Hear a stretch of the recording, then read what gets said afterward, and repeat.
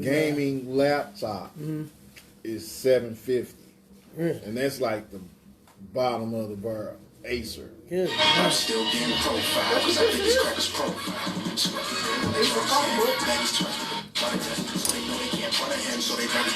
Hey, well, we gotta spin it, man. What I'm saying is like, hey, And a bond looked it up, so he's gonna buy it. You know what I'm saying? He's the man. Go ahead, he's up, fuck, man. The conference going on here. It's our video wasn't working. Huh? They said the video wasn't working on the camera.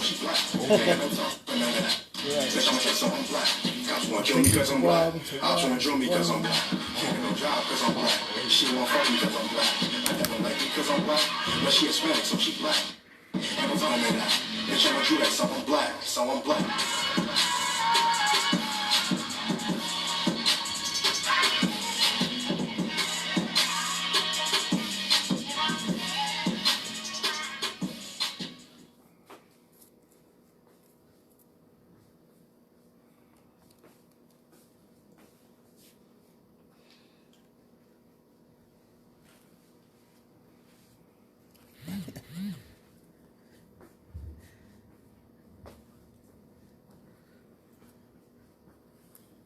Probably can find one somewhere refurbished instead of brand new. What, for 1400? No, a little lesser.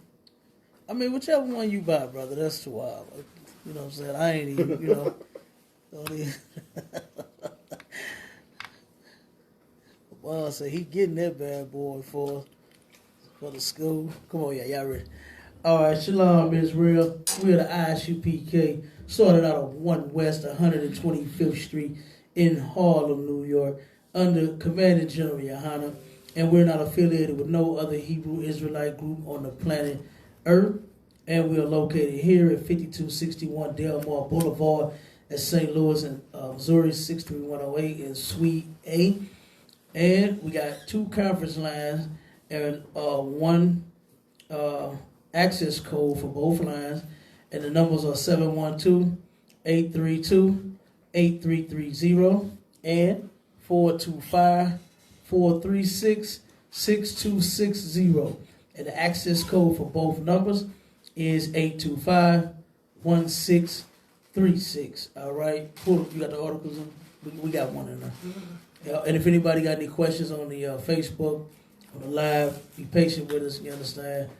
And we'll get right to you. If you have any questions, you can text them to 314-393-0430 if you don't want to ask your questions over the live, over the conference.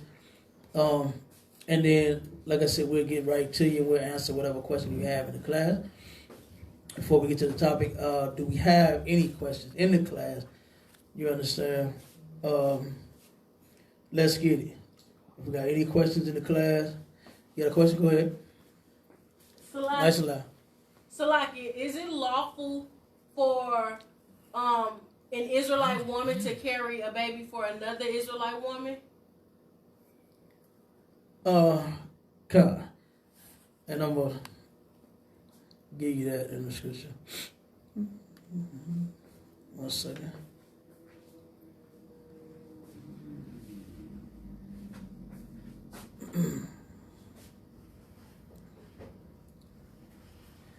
About give me the Romans 4 and 15. Romans 4 and 15. The question that the sister asked was, is it lawful for an Israelite sister to carry a child for another Israelite sister? And it's not unlawful for her to do so. You know what I mean? You got it, man? Con. Most of that part. Read it, bro. Romans chapter 4, verse 15. Mm-hmm. Because the law worketh wrath, for where no law is, there is no transgression. Where there is no law, there is no sin. All right? There is no transgression where there is no law. for a sister carrying a baby for another, you understand? I have heard of sisters doing that before. You know, now of course, you can't do nothing evil like have a man and then go sleep with her man to carry the baby, try to get pregnant like that. But they have what do they call it, in vitro or something like that, where they inject, you know what I'm saying, the semen. They let the man go into an office. You understand? They collect the semen from the man and they turn around and inject the woman with the semen and stuff like that. If she's having difficulties having a child, or in a case like such, I've heard some sisters carry the eggs. What they call that? What they call that process? You know what it is? What a woman let another woman. Can't they carry the eggs? Huh? It's the same thing. That's like the same thing? Yeah, but it's surrogate. Huh? It's just Surrogate? In vitro fertilization. In vitro is something like, okay.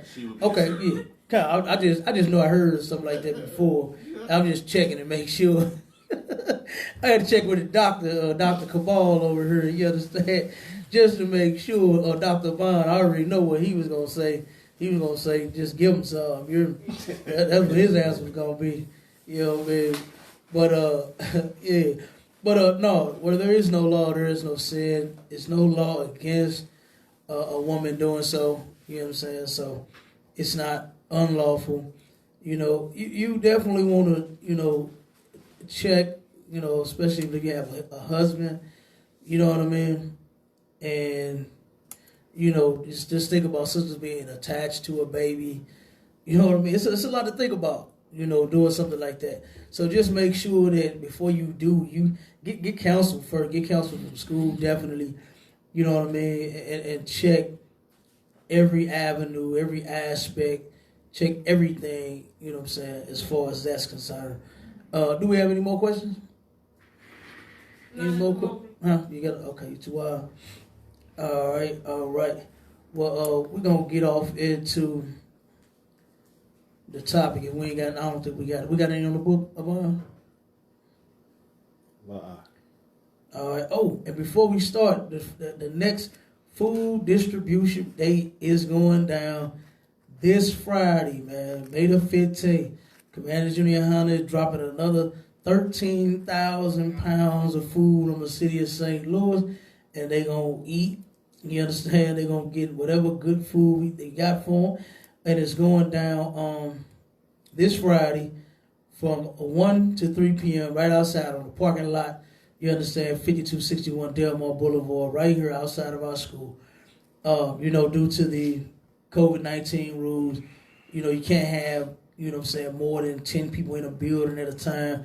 So what they came up with is if at any time you're going to do this type of distribution, they want you to do it on the parking lot. You have to everybody set up outside and get the names. And, you know, it's a little easier, too, around this time because, like, they want you to, like these pantries, they want you to give their information, household size, check stuff. They want to know what you're making and all kind of stuff. But now, during the pandemic, you can just pull up and get the food. You understand? So, and I mean, that's how we work anyway. You understand? Commander Johanna said, hell, you're poor, you need some food, come on and get it. You understand? Right. Just that simple. We don't give a damn how much money you make when you're starving. You understand? Who even asks that type of question? It's only Esau, man, that would say, "Hey, how much money do you make?" Before I hear your belly rumbling and everything. But what's your household size and income, please? Check stubs, utility bill. You understand? You need all of that. I need to see proof. You understand? I need an ID just to see if you even stay in the city. You could have been moving and traveling and going from one state to another, and then just because you don't even have an ID, you can get denied food. Right. Like a lot of these pantries won't even give the people food if they don't have an ID, man. Like that is now. What do a homeless person have? Let's keep it real. What does a homeless person have? They can't keep up with nothing on the street. People rob them. Right. People actually rob the goddamn homeless. And what the hell do they have? You know what I'm saying? Go ahead. You need a home to have an address. Come on. For the ID. You understand? I'm telling you. Go ahead, got channel. Concert Salaki. Just like the brother said, you need a home to have an ID. In the beginning of doing the pantry, I remember I was calling and they said, well, this isn't your zip code. I said, so dang, if I come, you ain't going to give me no food? Oh, we'll take care of you this time, but we'll point you in the right direction. And when I got off the phone, I started to say it's messed up because you got people moving from one bus stop to literally the next bus stop that's just 2 steps away. And those are 2 separate zip codes, and you're going to turn them down? They sleeping on the bus stop. But here's the thing, though. They can't give the bus stop as an address. Right. They can't even give that as an address. So it don't matter where they what they call it, bunking at. You understand? If you're going from one park to another, they can't give the park as an address. They have to have a physical address. And it's just more and more ways, man, to starve the Lord's chosen people out. That's all. You know what I'm saying? That's all they doing. You know, because if they really cared about homeless people, they wouldn't make it so. I mean, they're homeless. They don't have a home. You understand? They're without. So, I mean, damn, you could just expect that someone that is homeless don't have nothing. Like, let's just keep it real. And then, like I said, with the things they go through out on the streets, I remember when we was downtown at what is that park? Right on Market and Tucker. What's the name of that park? I keep forgetting it. With the little statue with the general in the middle, not General Yohana, but damn, I forgot the dude's name and every goddamn thing. But this is the one that they redid across the street from the Civil Courts building. Give me the name of that park if you can. Get that for me. I forgot the name of this park, but they call it Tent City. That's what they call it because everybody had posters up a tent. You know what I'm saying? And it's 2 of them. It's 2 tent cities. It's 2 parks. One by go ahead. You got the name? Concert Memorial Park. Memorial Park. Okay. What's the other one? Just a little bit right by the Enterprise Center. It's right on the. That might be the same park. It might be all the same park. Cause it go from it start right there on the corner for Market and it keep going all the way up to Union Station, huh? Right there on the what's that? It's more so by the post office, kind of close to the post office and that government building, the white. Kaufman Park or what park is that? The Kaufman Park, Holker Park, and Okay. Washington Square Park. Okay, so they got those 2 parks right there. One of them is called. Matter of fact, both of them is called Tent City. You understand? And the first one, that's where we go to where we feed them at. You understand? We've been to the second one as well. Once we found out about that one, but we usually go to the first one because what they did was we used to feed them at camp and everything. We was on 14th, right behind the library. Mm-hmm. You understand? We used to turn around and feed them over there. You understand? And then we turned around, and once they closed that park, I pushed them out of that park, and they sent them over to Memorial, right? And what they didn't tell a lot of people is that those brothers and sisters started getting locked up by the police, and a lot of them died in holdover cells.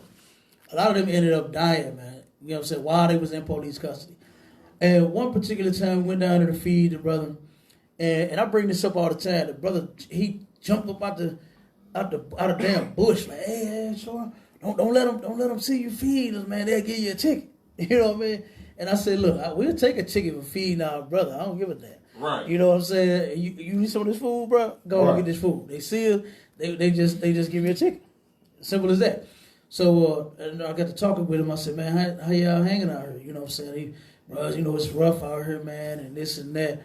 And he said that his woman had got stabbed. A white man had came by and just stabbed his woman, attacked his woman, sliced her fingers, you understand, almost killed her right there on the spot downtown. And him, you know, and so they was somewhere else, you know, in the park, whatever they was doing. And him and whoever was with him chased this devil down, got a hold to him, held him till the police came, right? Police get there, And the brother said they separated, right? You know that's how they do. Take you and separate you, man. You know how to get down, right?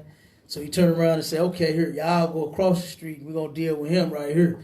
He said, before we know, we see the police do like this, take the damn knife and put it in his pocket. And the devil started walking off. So he said, he run over there to the cop and said, hey, man, what are you doing? Why you letting this dude go? He tried to kill my woman. He said, I can't wait until somebody kill all y'all asses.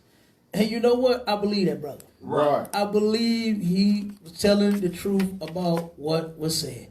Because, hell, look at what they just did to the brother that was out jogging. You know what I'm saying? Like, damn. Right. You know, that's really how they feel. You know, and Commander Jimmy Hunter brought an excellent point about how they even held this information, you know what I'm saying, the video. It wasn't even if it hadn't got leaked out, we wouldn't even have known. You know what I mean? Right. We wouldn't even have known that this brother got murdered. You know, hey, I wouldn't did his family even know that he was missing or told him something or anything. You know, probably wouldn't have known nothing, man. You know, but that's a damn shame. But that's what they told that brother downtown, man. You know, and they just went down there and pushed them all out the damn park. They didn't go and give them a place to stay during this COVID-19 because they don't want them on the streets, right? Right. They didn't say, okay, well here's a you know a little building, you know what I'm saying? We're gonna put a couple of people in there to man it and make sure y'all ain't, you know what I'm saying, doing anything, whatever, make sure y'all safe and secure in here, and then, you know, we'll let y'all sleep in here, stay in this thing. They didn't do that at all. And you know, they got a bunch of them downtown. They got a bunch of vacant buildings, man. You know what I mean? That they turning into damn parking garages. They turning every parking garage down there to a goddamn loft. Right. You know, and one of them, man, ain't even worth it. I wouldn't even, I forgot the name of it, but I painted this one, and it was so terrible. You know, they was going for that like old rustic and vintage look and all of that. Man, it was big gashes in the wood, the whole, you know what I'm saying, from them turning the walls down and doing all kinds of to try to level it out, and oh man, it was terrible. You could tell where they had to cut the wall, the cement, you know, the ramp going up, you'll see it, and you'll see the cuts on what they left it on, they ain't smooth it out. And then, oh, it's terrible. Big holes in the wood. I wouldn't walk around, if this was my apartment, I would not walk around my apartment with no shoes on. Right. So big hole this big about in the goddamn wood. Or you stick your whole foot in, and boy, you gonna get a splinter like no other. You might get a splinter, a nail, and everything else. Right. But that's what they doing to the parking garages down there. You know what I mean? And they don't even have a place, like I said, where they could just take the homeless to and get them off the street. They turned around and threw this all these people got. It is these tents. And whatever stuff they got in the tent, and they took them, and whoever didn't get their stuff off the ground, they took them and threw them in the trash. Right. They took them and threw them in the trash, man. So, go ahead. They had a video of that, them pulling the dump truck back into Tent City, into the park, and literally dragging all of the tents and just throwing them away. Yeah. And where they gonna go with it? They homeless. What are these people gonna do with their items? They don't have a home. This is their home. You understand? Right. And they turn around and bulldoze their home, man. You know, like I said, the white man, he is the devil. That's the right. oppressor, he is the devil. Even during the pandemic, man, he don't have compassion to where he say, hey, we're all dying in the world. Let's try to save who we can. Here you go, Mr. Homeless or Mrs. Homeless. Here's a place to stay until this is over. Nah, they bulldozed them out. You know, they leveled off the park, and then they took people. It was so sad. They got the park. These people been sleeping on the ground so long. It's holes in the ground where they laying on the ground at. They took pictures of it all and put it with the video. You could see the hole where they sleeping at. You understand? No grass in these spots. You know, a big pile of clothes. They turned around and somebody had some clothes. They had just a pile of clothes out there, and they moved the clothes, man. And there's no grass under the clothes. Like it's been there that long. Right. You know, and this is how the oppressor. This is how you do our people. Go ahead, I guess, you know. I'm surprised they didn't lock them up for destroying public property. They might. Probably. They might. Cause I'm telling you, they started locking them up because they didn't. Where was they gonna go once they shut Reverend Rice down? They was in the park, but because they the rich white people want to walk their dog. That's like a little dog park right there, and they take their dogs and let them play in that park. Right. Oh yeah, go ahead. It's like they don't care where they walk their dogs at. They just walk their dogs, let them shit everywhere. Like I was reading this article and they were talking about how with the gentrification in DC, they were having a problem with the white people moving into the area, having their dogs just shit on the parks around Howard's campus. They just had them walking around the black college campus and just shitting on all day long. Yeah, like, they did. Yeah, they do that. They no, ain't no sweat. Don't care. Like, Yeah, they do that. They don't care. You right. You had your hand up? Lie, sir. Okay, no sweat. Yeah, but man, I'm telling you, this place here is horrible, man. You know, I cannot wait until we are out of here. You know what I mean? Man, this is terrible. Just to think about that, you know. And when we go down there and talk to them and feed them and stuff, man, we got bum rush. Didn't we, a bum? Damn right, sir. Oh my God, they bum rushed us, man, for that food. You know, and you just imagine, man. You know, they don't have nobody. Nobody even cares. Like they turn around and you go at them because they homeless. Like, damn, like you know what I mean? Here it is. All they asking for is something to eat, some change to get them something. And you can't get them $1 or $2. You just know they buying crack. Right. I'm telling you, when we went to the Biddle House, did you see that brother crying? Oh my God, man, it was sad. The brother said he ate in how long? About a week? Yeah, the brother said, man, and he was weak as hell. The brother said, man, can I have some of that soda? And I give him the cup, and I'm pouring the soda in there. He about to drop the goddamn cup. The more soda I'm putting in there, he about to drop it, man. I had to grab the brother's hand and hold the damn soda. You know what I'm saying? Straight up, man. But I'm telling you, but the Command Junior Hound and the ISUPK, we care about our people. You understand? Right. And we're going to feed them, man. So make sure y'all come and get some of their food. All right, going down. Matter of fact, I might as well get the next 3 days. On the 15th, on the 29th, and then again on the 1st. And then we should have some more dates coming up for the rest of June. All right? 1 second, I'm going to give you...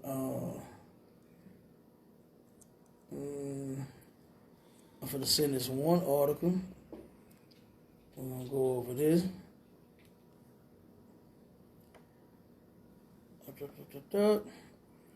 I want to bring this one up to show our people that just because a pandemic is going on, you cannot trust our oppressor.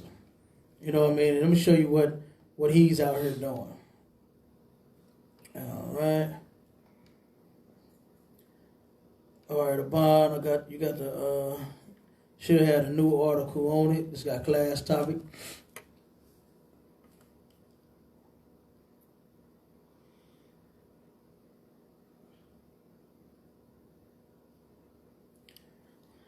We're gonna show you. I'm gonna pull it up on the screen too. I'm gonna show you. I kind of like that new TV and mirroring thing we got going on. Screen mirror.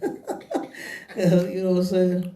I'm trying to get a little tech savvy around here. You know, I used to be a dinosaur with the computers. You hear me? All I knew was bam bam. You understand? That's it. But now I'm trying to get a little tech savvy on y'all ass. Just like. Yo, but get that article for me, Abon, and I'm gonna put this devil's picture up on the screen real quick.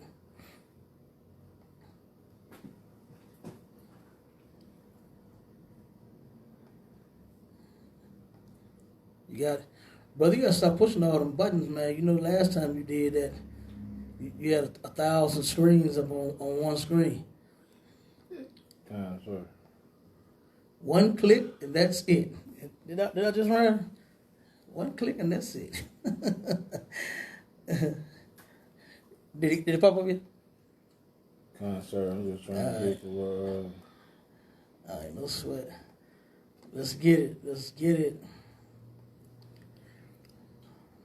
Con. Man, 31.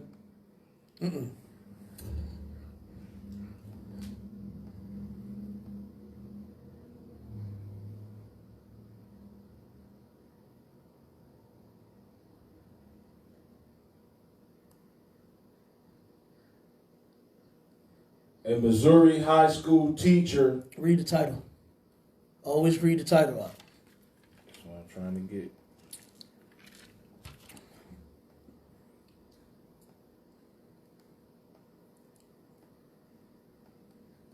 You got it? I'm trying to get the screen to move, sir. Screen to move? Okay, I'll read the title until you get it up. It says, high school teacher 31 posed as a 15-year-old boy online and blackmailed a 14-year-old girl into sending sexually explicit images and videos of her, nearly driving the teen to suicide. Okay? And this is the devil here. Hold on. This little pop-up is in the way. Let me see if I can move this thing real quick. Okay. And this is the teacher right here. This man is look at that goddamn devil, man. That nasty damn devil, man. A 14-year-old kid having her sending naked pictures of herself and videos and every damn thing else. Can't get a woman. Like goddamn, women are much more fun. That's right. Okay, than a damn child, man. You know what I mean? But this is what's going on in the pandemic in the white world. You know what I'm saying? In the world of great white people, this is what they're still doing. Right. Tell everybody's in the world is about to die, and you're molesting children instead of protecting them. You understand? You are the devil. The Bible speaks of. That's right. Go ahead, read about it.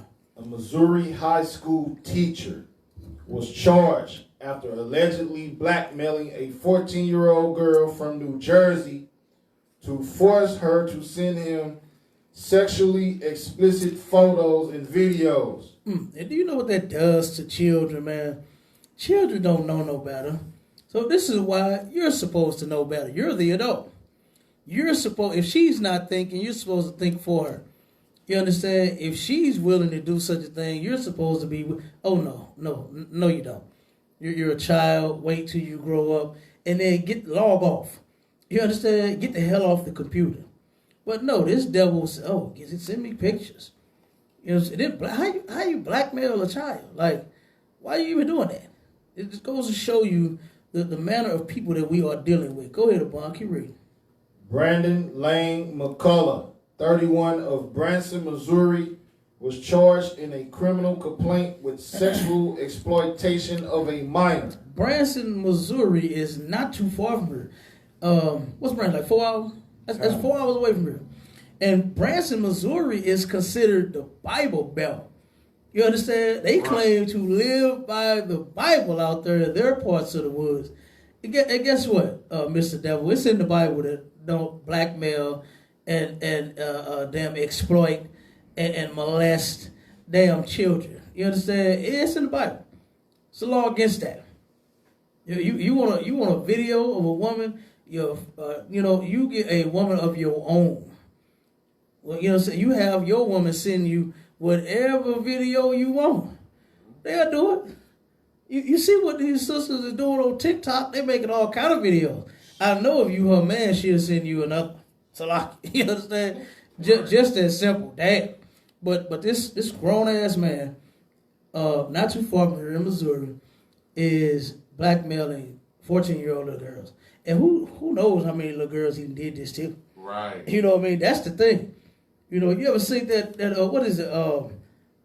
How to catch a what's it called?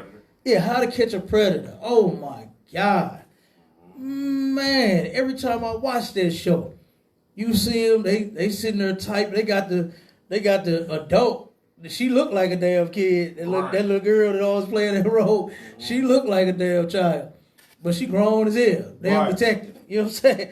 And she's sitting there acting like a little kid. You know what I'm saying? They got her hair made up like a little kid, got her looking like a little girl, acting like a little girl and every damn thing. And they turn around, they type it back and forth.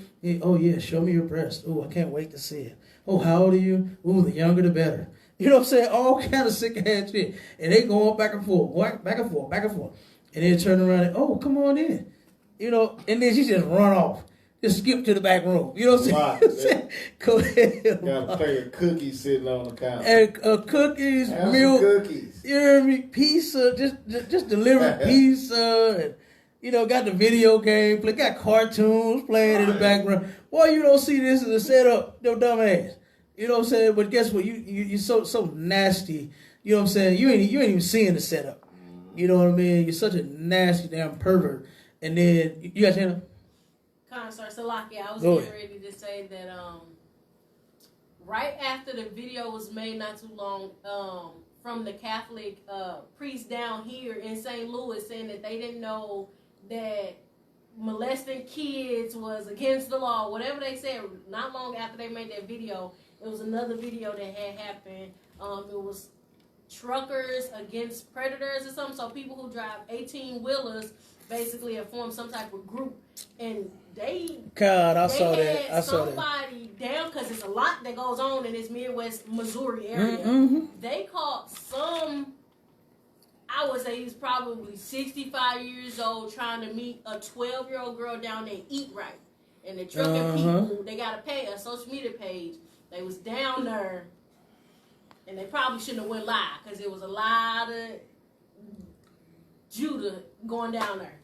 Man, but here's the thing though, they ain't go hard enough.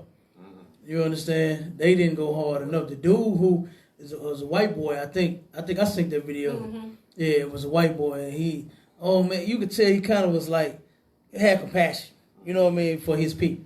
You know, because it was a devil, if I'm mistaken, right? Yeah. It was. You know, and he was, oh man, I understand. So I don't understand. You know what I mean? I don't understand. Right. You know what I mean? And so, yeah, you could tell still that that trucker still had compassion for his people, for what he was doing. Right. You know what I mean? So, yeah. But, I mean, Judah got their own problems. You understand? Judah needs to stop what Judah doing. You understand? Why you trying to run to the scene of somebody else's damn crime, nigga? What about the crime you committed? Right. You understand? That's what we need to be wearing. We need to fix in our house. You know what I mean? We need to fix blacks, Hispanics, and Native Indian households. You understand? If we serve the Lord, none of this stuff will happen to our children. We ain't got to worry about that. Right. You know what I mean? And these parents, they need to, you know, don't just give a child a computer, you know, be watching what they doing. Mm-hmm. You know what I'm saying? Don't just let them be online. You know, pay attention to what your kids is doing. Check behind them. They ain't grown. Right. You know what I'm saying? They sitting in a room on a computer by themselves all day. Hell, they doing all kinds of things. They own Facebook. They own Instagram. They own Twitter. And guess what? Guess who else is on there? Predators are. That's right. You understand that search out little children that they know that don't have. They had one that just hid in between the girls, either the mattress and the box spring or under the bed for a month. Molesting a 12-year-old little girl for a whole month and a half. He living in between the goddamn either box spring and the mattress in her room or up under the bed for a whole month and a half. Yep, sexually assaulting this little girl, man. You know what I mean? So, you know, you better pay attention to who your kids is meeting. You know what I'm saying? Who they talking to, all of that. You know, and if we come together as a nation and start serving God like we're supposed to, then a lot of this stuff, it won't even happen to our kids. Right. You know, they won't get caught up in that, you know, because we'll be looking out for them. All right? But go ahead, upon read some more. Connor.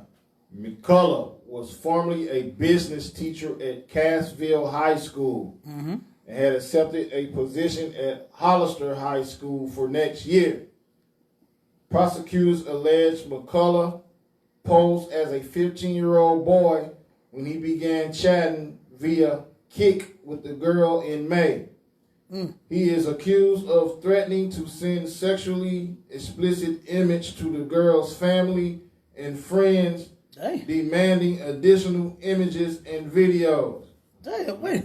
Read that.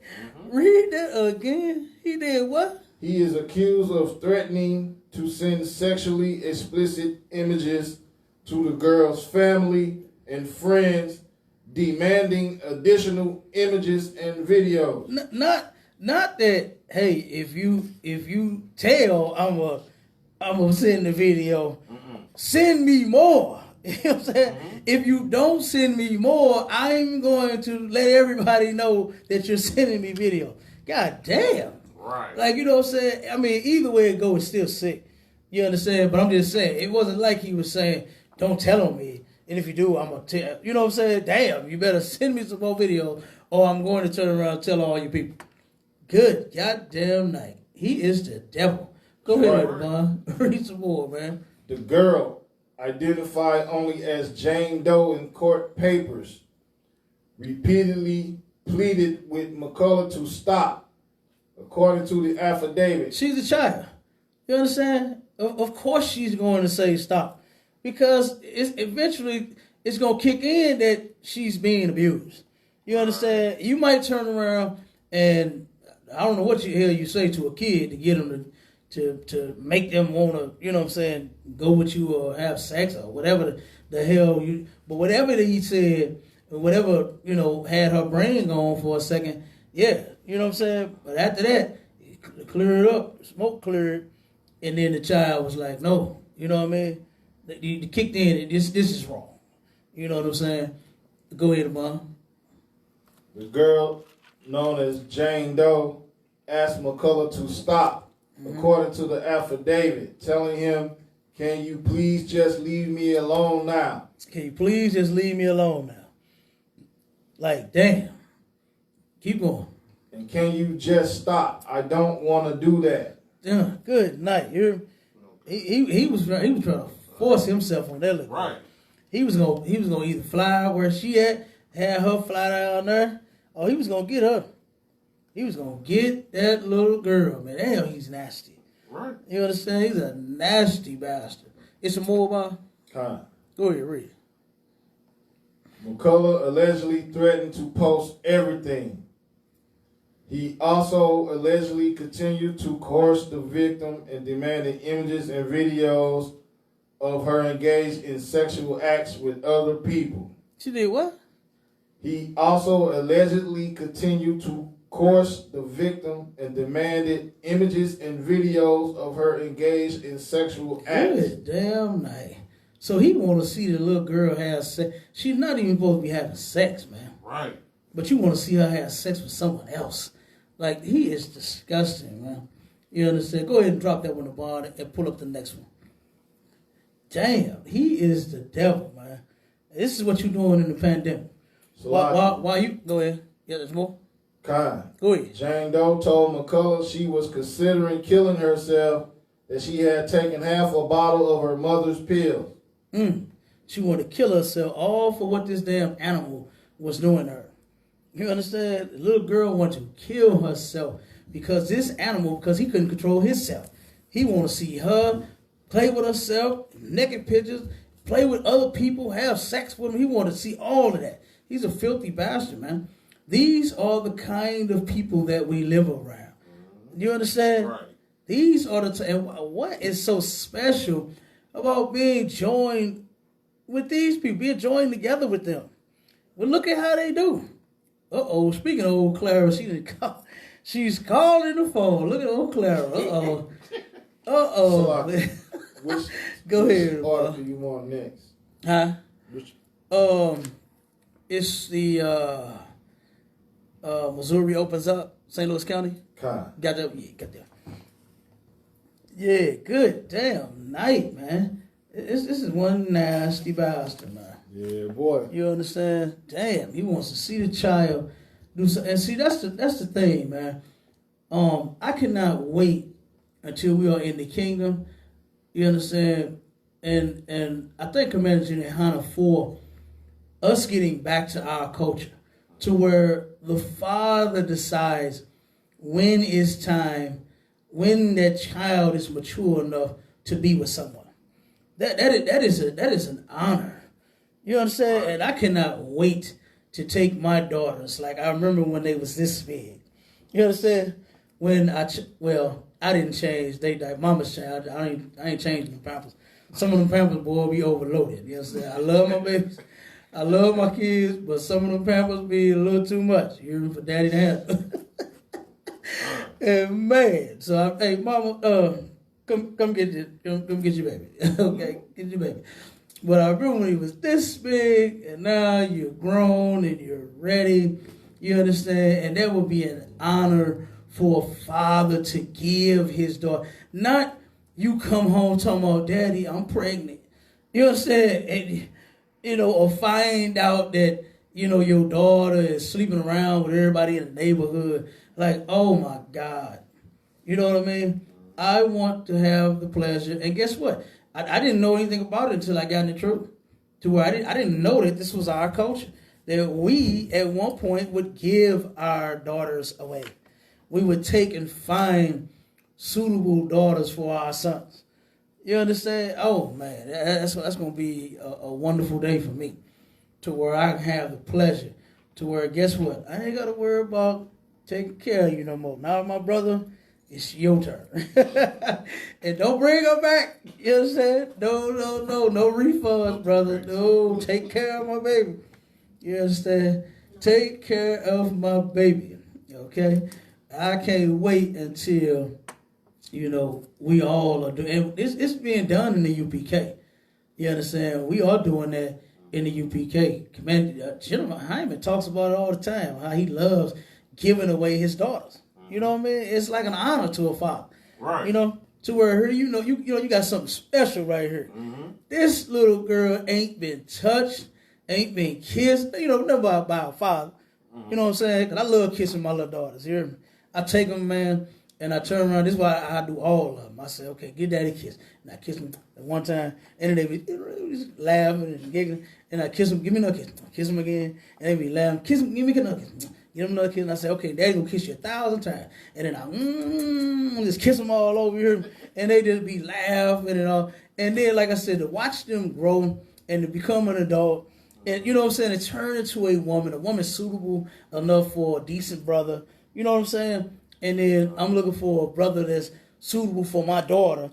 And then I turn around and put them two together, man, and then they live happily ever after. You understand? Oh my God, that's gonna be a beautiful day. But we're doing it in the UPK, and I cannot wait to give one of my daughters to one of my brothers or my sister's sons. You understand?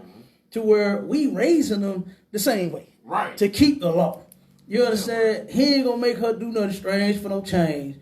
He ain't gonna have her out here doing nothing immoral. Right. You know what I mean? Like, come on, Abon. You're man. I mean, dang, Abon is raising his children the same way I'm raising mine. So why wouldn't I take and give my son, get his daughter for my son or my daughter for his son? You understand? Why wouldn't we do that? You know what I'm saying? It's an honor, man. And I can't wait until my babies get old enough to where we can make that happen. All right. But let's get with the next article. Bon, you got it? Con. Go ahead. St. Louis County announces reopening date. St. Louis County is planning on reopening, all right, in during the pandemic. And let's see what they had to say about them reopening. Go ahead, keep reading. Missouri's biggest county announces that despite the highest rate of COVID-19... St. Louis's biggest what? County. Keep reading. Announces that despite the highest rate of COVID-19... The biggest county in the city and got the highest rate of the COVID-19. Keep on. And the highest death toll in the state. And the highest death toll in the state. Keep reading. It is reopening for business next Monday. This coming Monday, it's going to be open for business. Next Monday, of course, will be this coming Monday. All right? And they are, regardless of it being the biggest city with the most damn coronavirus and the most deaths in the state. In the state, not just, in a neighboring city, but in the state, period. Keep going, Obama. Dr. Sam Page, the St. Louis County executive, says despite the risk, it is time to get the county's economy going again. He said, despite the risk, all right, it's time to get this paper. Right. It's time to get this money. It's time to get this cheese. It's time to get that guap. It's time to get that fetty. It's trying to get that bread. It's trying to get that luce. What else we call it, Obama? Chasing that bag. They're chasing the bag. He's tired of chasing the bag. He's been chasing the bag for 2 months on lockdown. It's really trying to get the bag now. He's tired of chasing the bag. He's been chasing it. It's been all kinds of different things. An attorney sued St. Louis County for the stay-at-home order. It was a couple of gyms that was going back and forth with them about gym is essential. You know what I mean? Gym is essential. But they said close it down. So it's been all kinds of mess. It was one gym. What the hell is the name of that gym? On the Run. The On the Run Fitness.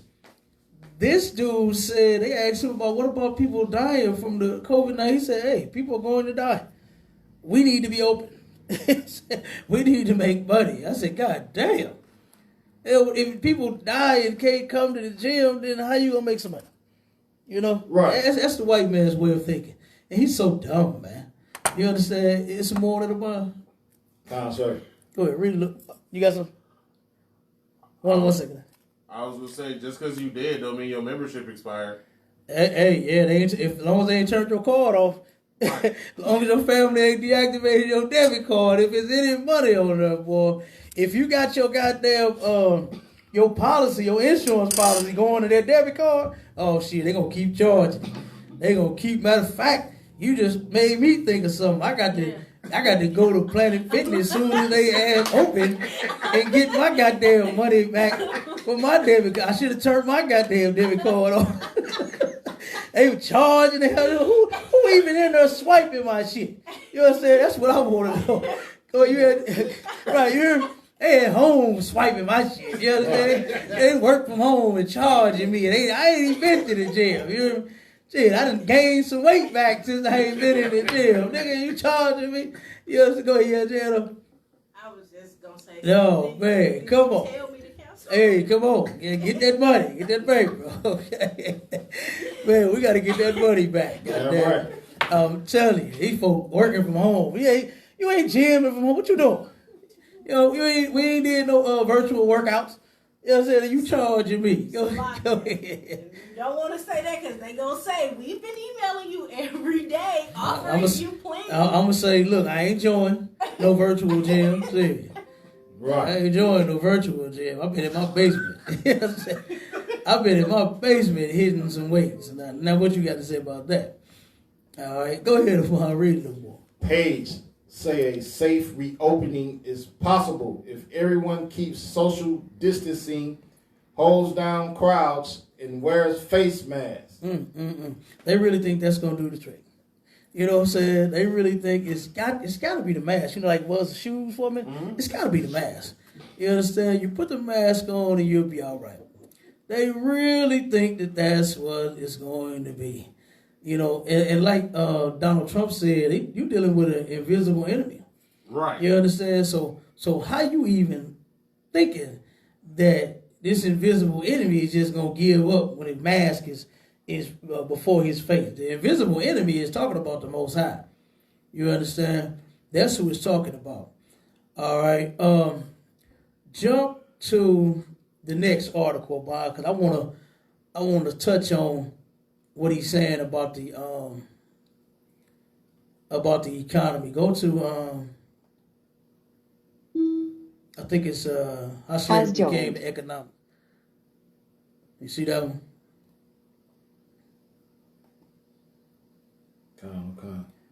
Okay. Click the you should be able to click the Chrome. If it come up two options, the history of the Chrome, click the Chrome.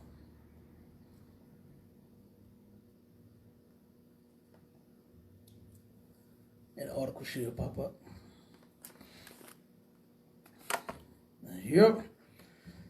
So we're going to show you what part of the economy and the economics that they worried about mostly. And of course, it's the money. But it's a certain people that is fueling this country, right? And it's blacks, Hispanics, and Native Indians, the ones that have been their slaves for a long time, for over 400 years.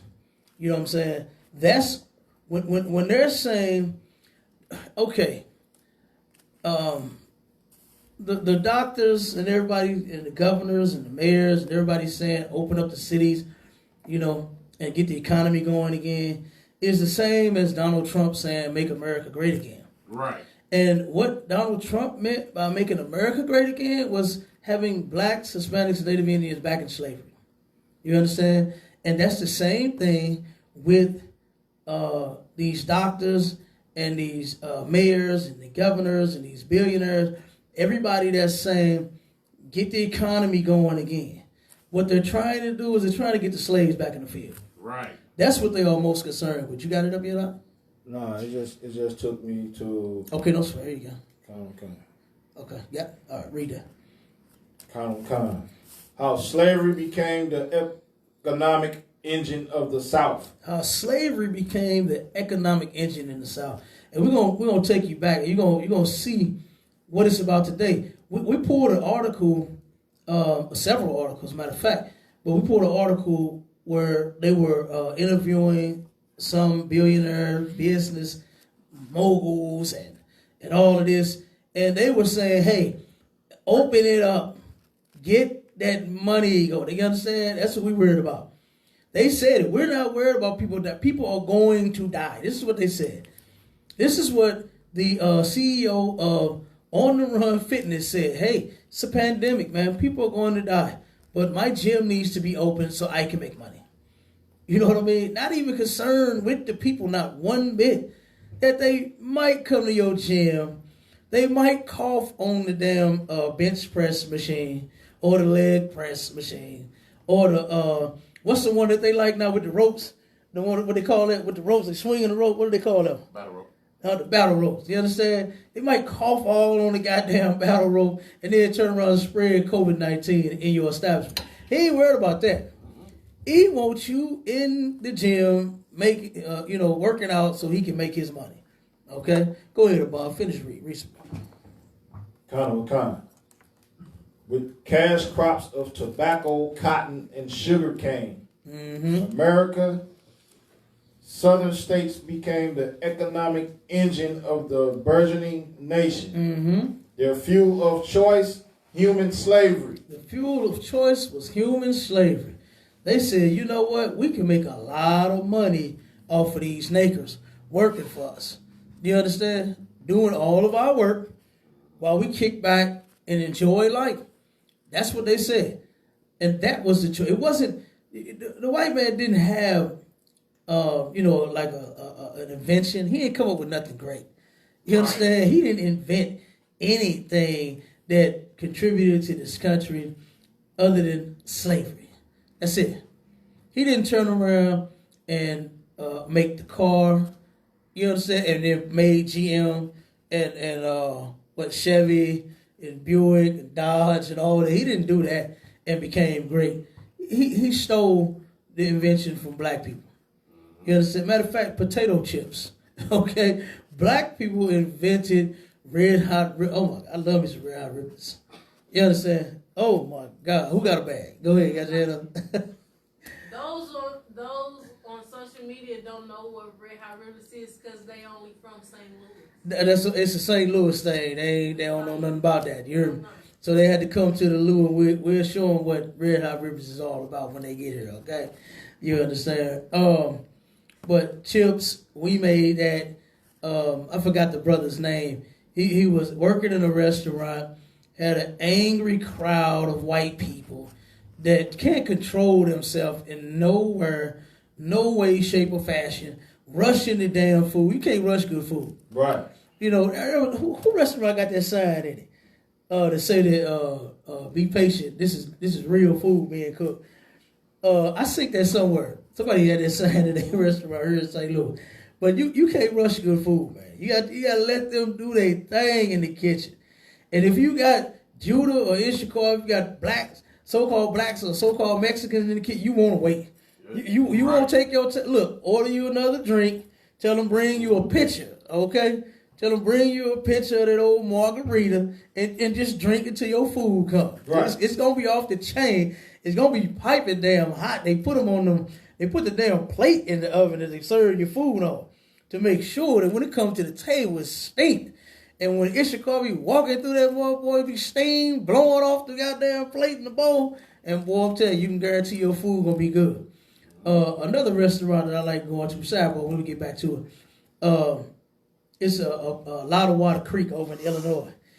And when I found out that the white people that work there just serve the food, they don't cook nothing. Right. You hear me about them? They don't even put the damn butter in the little serving bowl, the little butter bowl. Mm-hmm. They don't even do that. The white people don't do the cooking there. It's all Judah and Issachar. Blacks and Mexicans. You understand me? That's what it is. It's the children of Israel. And I was wondering why I knew the food was too goddamn good for, Bruce Springsteen to have made it. You know what I'm saying? I knew something was extraordinary about that goddamn food. Go ahead. Is that the place with the throne rolls? Who? The throne rolls. No, you keep bringing that place up. I don't want nobody to throw my food at me. I'm sorry. That's not attractive to me. That's Lambert's, right? Lambert's is the one with where they throw you your food. You ain't throwing me no dog, no biscuit like I'm a dog. You understand? Right. No, you gonna walk that thing to my table. You understand? As a matter of fact, you better get used to it because you're gonna be a slave in the kingdom. Right. You're gonna be serving. I don't know if I can have them cooking my food. I don't know about that because we're gonna have mashed potatoes with no seasoning in it, no black pepper, no butter, just plain old mashed potato. No, I can't do that. I'm gonna have to think about that in the kingdom. You understand? I'm gonna have to get Aunt Jemima, and she gonna have to hook me up in the kingdom.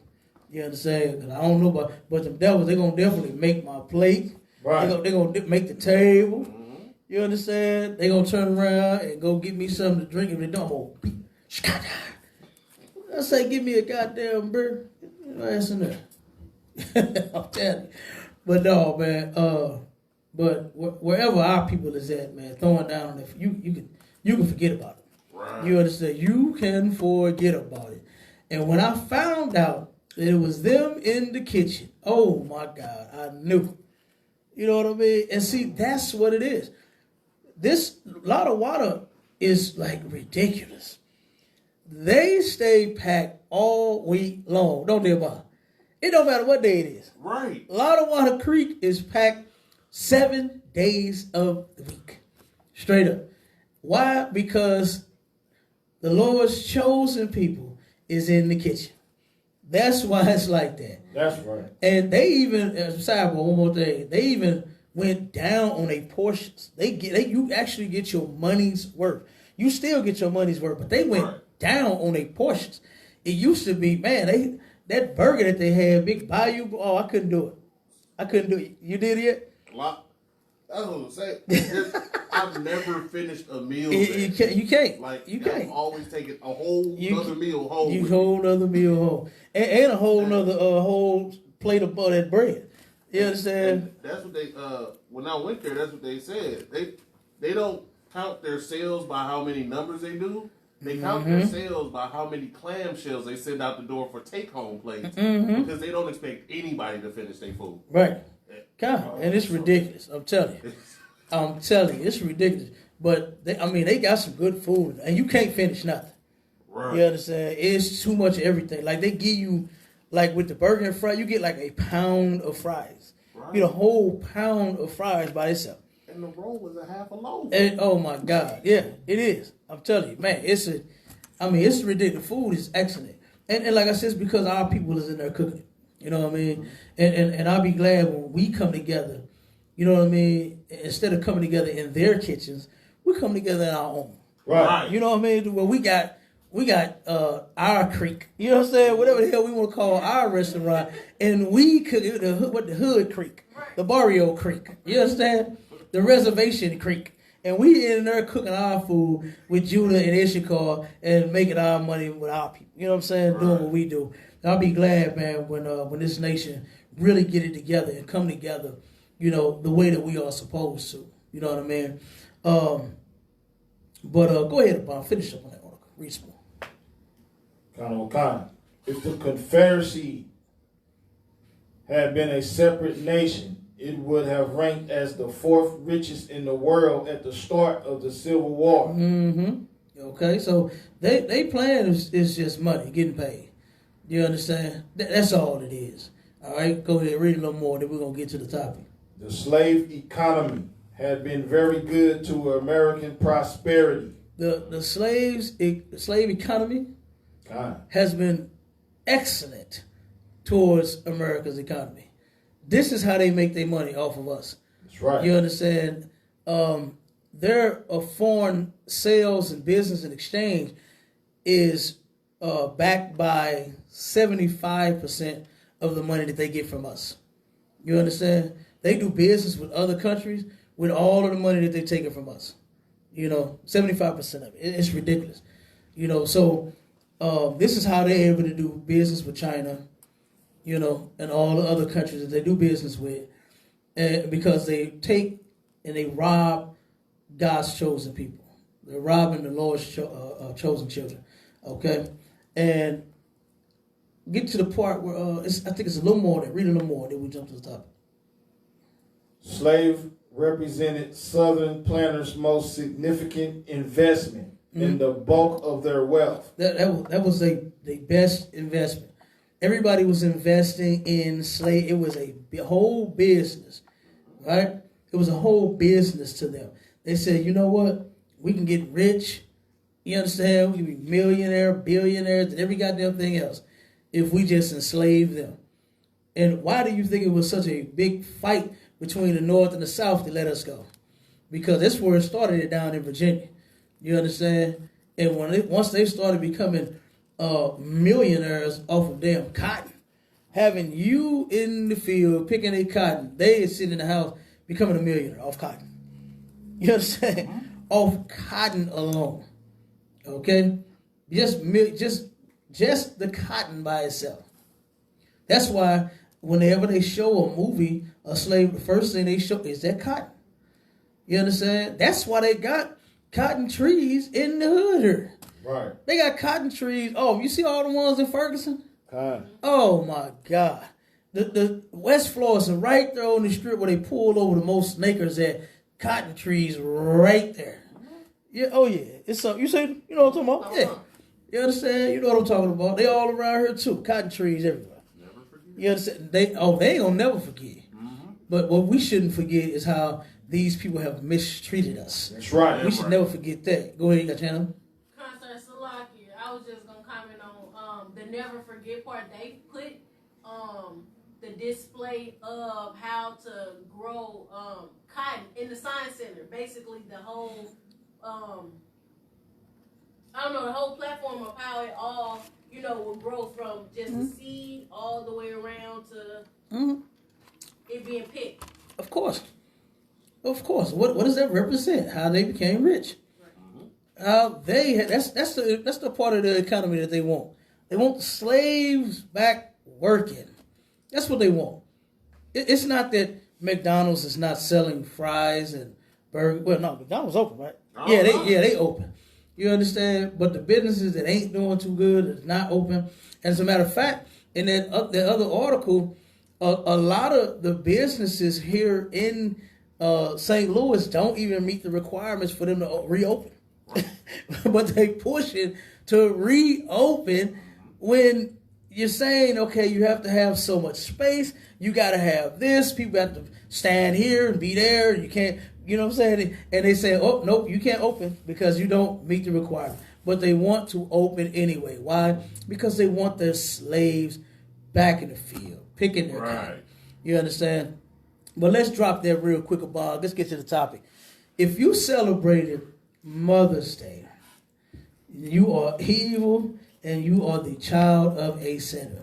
Right. You understand? That day is so disgusting. Give me go in Ecclesiastes Ecclesiasticus 3, and we're going to start at 1. You understand? If you celebrated that day, man, you are an evil bastard. You understand? And I'm going to show you the curse of the mother in the Bible. All right? Wow. Okay, now, don't get it wrong, and hear me good when I say this. When I start bringing up the father, I'm not in support of Father's Day. So don't think I'm bringing up the father or the man, or if I say certain things, don't think it's because I am in support of Father's Day. I'm a father every goddamn day. That's right. I want my kids to obey me. You understand? Love me, give me a hug, give me a kiss, play with them. You know what I'm saying? Throw the ball at them. You know, my little princess got her some stuff to do her nails with, and you know, whatever she liked. I want to see her play and have a ball. That's every day. Mm-hmm. You understand? I don't know where they get this one day thing from. You know what I mean? It was a sister in one of my contracts. They killed me. This old lady. She 91 years old. 91 years old. And the lady said, "Excuse me, is your mother still alive?" I said, "Yes, she is." She said, "Is she going to have a good Mother's Day?" I said, "No, she's not." And she said, "What?" She said, "What?" And she ain't like slow. She up. She can. I mean, she like in her 60s or something. The only thing she does in a power chair. Right. You know what I mean? She can't really walk, but she got her senses. She ain't like old and down, and you know what I'm saying. One of them. This lady is upbeat. I'm telling you. She's in her 50s and 60s. Right. Okay, so don't get it twisted about who I'm talking to.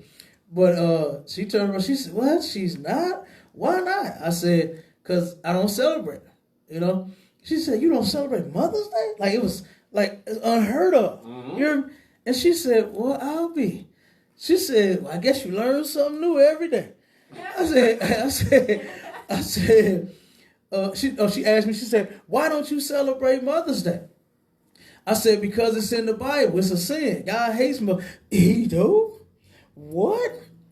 All her life, 91 years, this sister has never heard that it's a sin to celebrate Mother's Day. Right. You know? And it was another sister there with her. And I had said that same thing about my mother. I said, she's a mother every day. Like, what does one day mean? You know what I mean? What does one day mean to you when you have the pleasure and the honor of being the mother over a child every day? Right.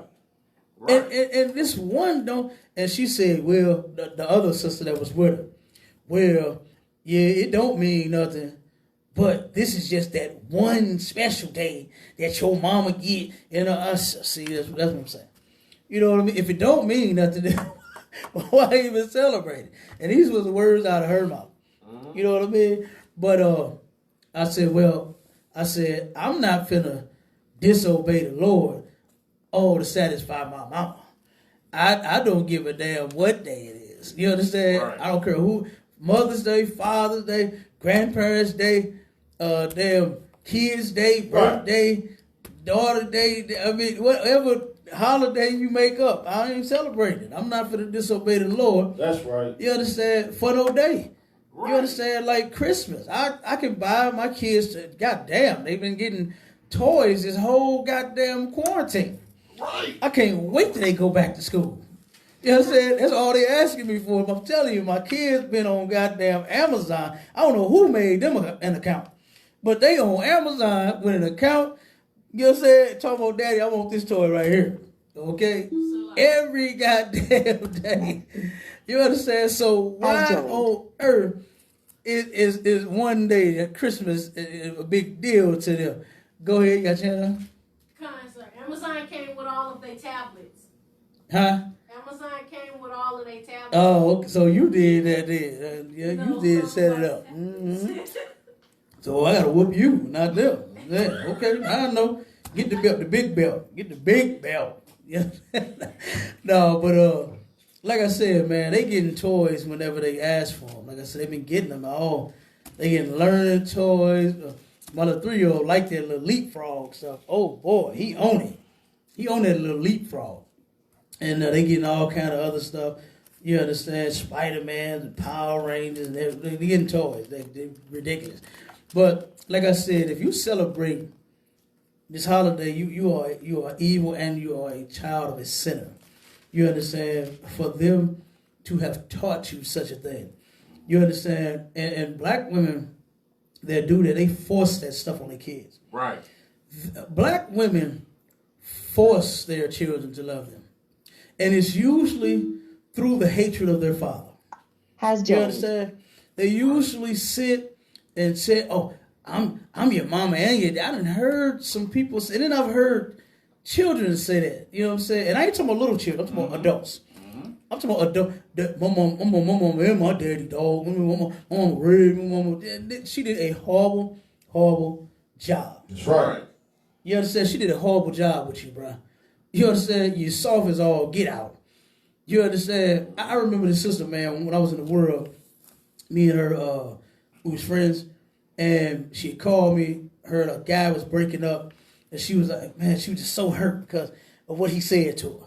You know, and I said, what did he say? Why he don't want you? She said, he said, I'm holding him back in life. And I said, why is that? And it was how she was raising her son. You know what I'm saying? And I hate it. I know he's gonna grow up to be a sissy. You understand? Because he would sit, and he slept in the bed with his mother. The man can't even get in the bed with you. Like, who in the hell? You know what I'm saying? And it's, we gotta wait till he go to sleep to pick him up. And the dude was like, he 10. You know what I'm saying? Hey. He 10. The hell you mean wait till he go to sleep and pick him up? You know what I'm saying? Get in your goddamn bed. That's right. You know what I'm saying? That's what the man was saying. That's what the brother said. He like, I shouldn't have to wait for that. He 10. He got TV, game, and all.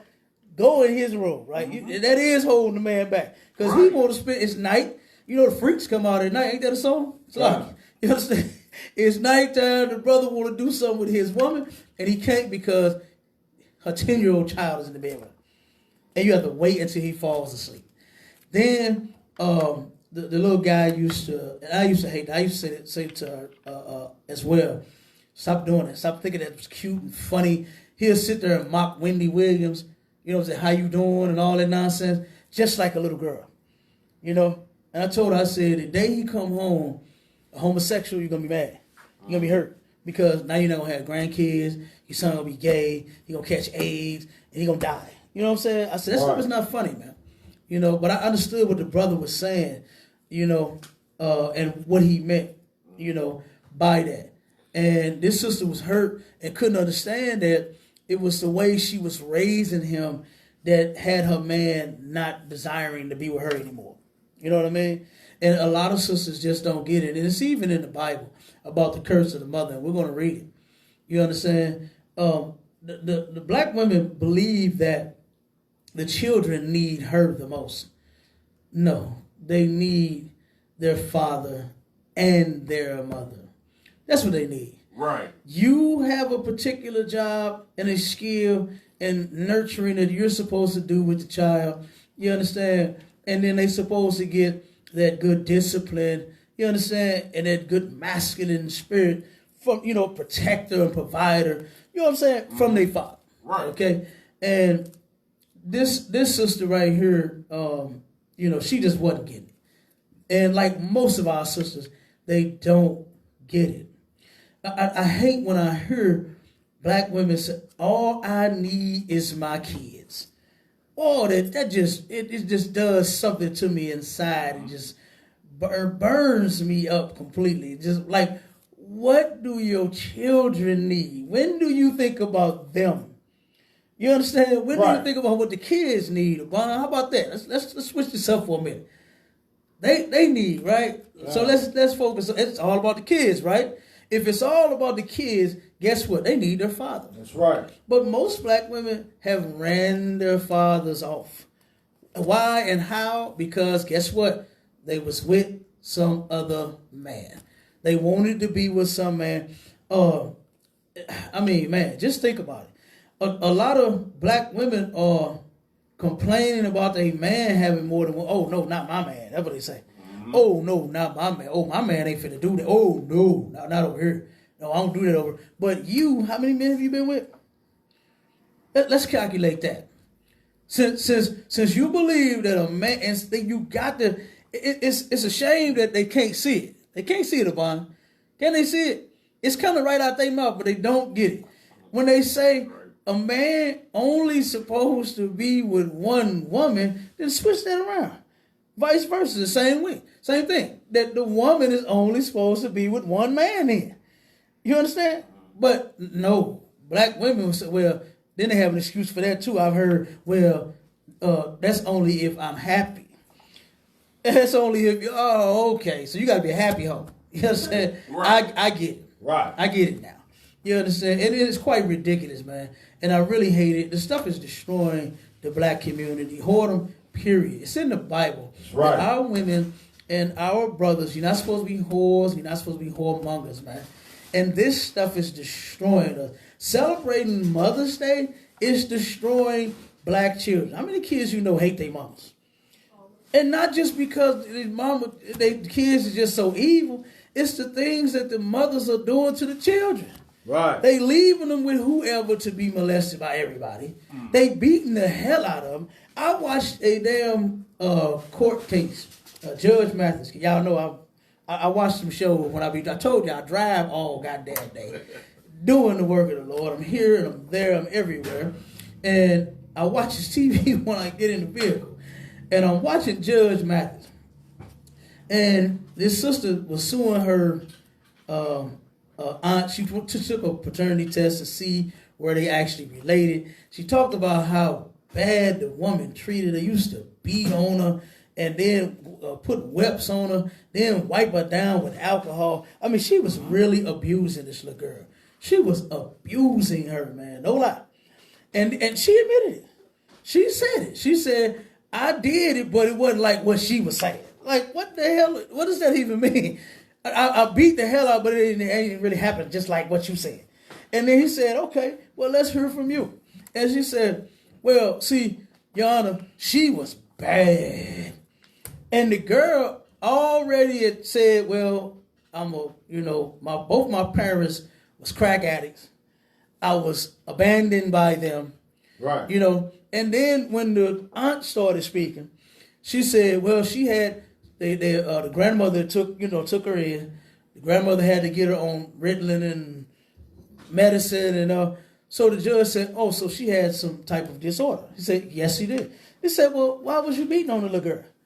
You know what I'm saying? Like, simple as that. You talking about she bad, she has a disorder. She has a problem. Right. And you're beating the hell out of her because she has a problem. Talking about she bad. No, she has a problem. Her mother was on crack. Her father was on crack. She's a crack baby. She has issues. Okay? That's been known to happen to our children when people do drugs. Even the weed. That's right. Like they think the weed don't cause the children no problem. It does too. You understand? But this girl talked all about the abuse that this woman was doing. And the judge, and she said, is she still doing it? He said, like, you suing her today? Like, how old are you? He said, she's 29, 27, whatever it was. He said, she still to say, yeah. She said, just not like whooping, but fighting me. Man, the damn aunt went over and was talking to the girl about something, and they got into it, had some words back and forth. She said, look, okay, auntie, I'm done with this. And went in the house and locked the door. The auntie kicked in the goddamn door, got in the woman's face, bit her goddamn lip, smacked her in the mouth, and did all kind of shit. Yeah, he said, damn. You know what I'm saying? And the judge went in on after that. He said, it's a damn shame.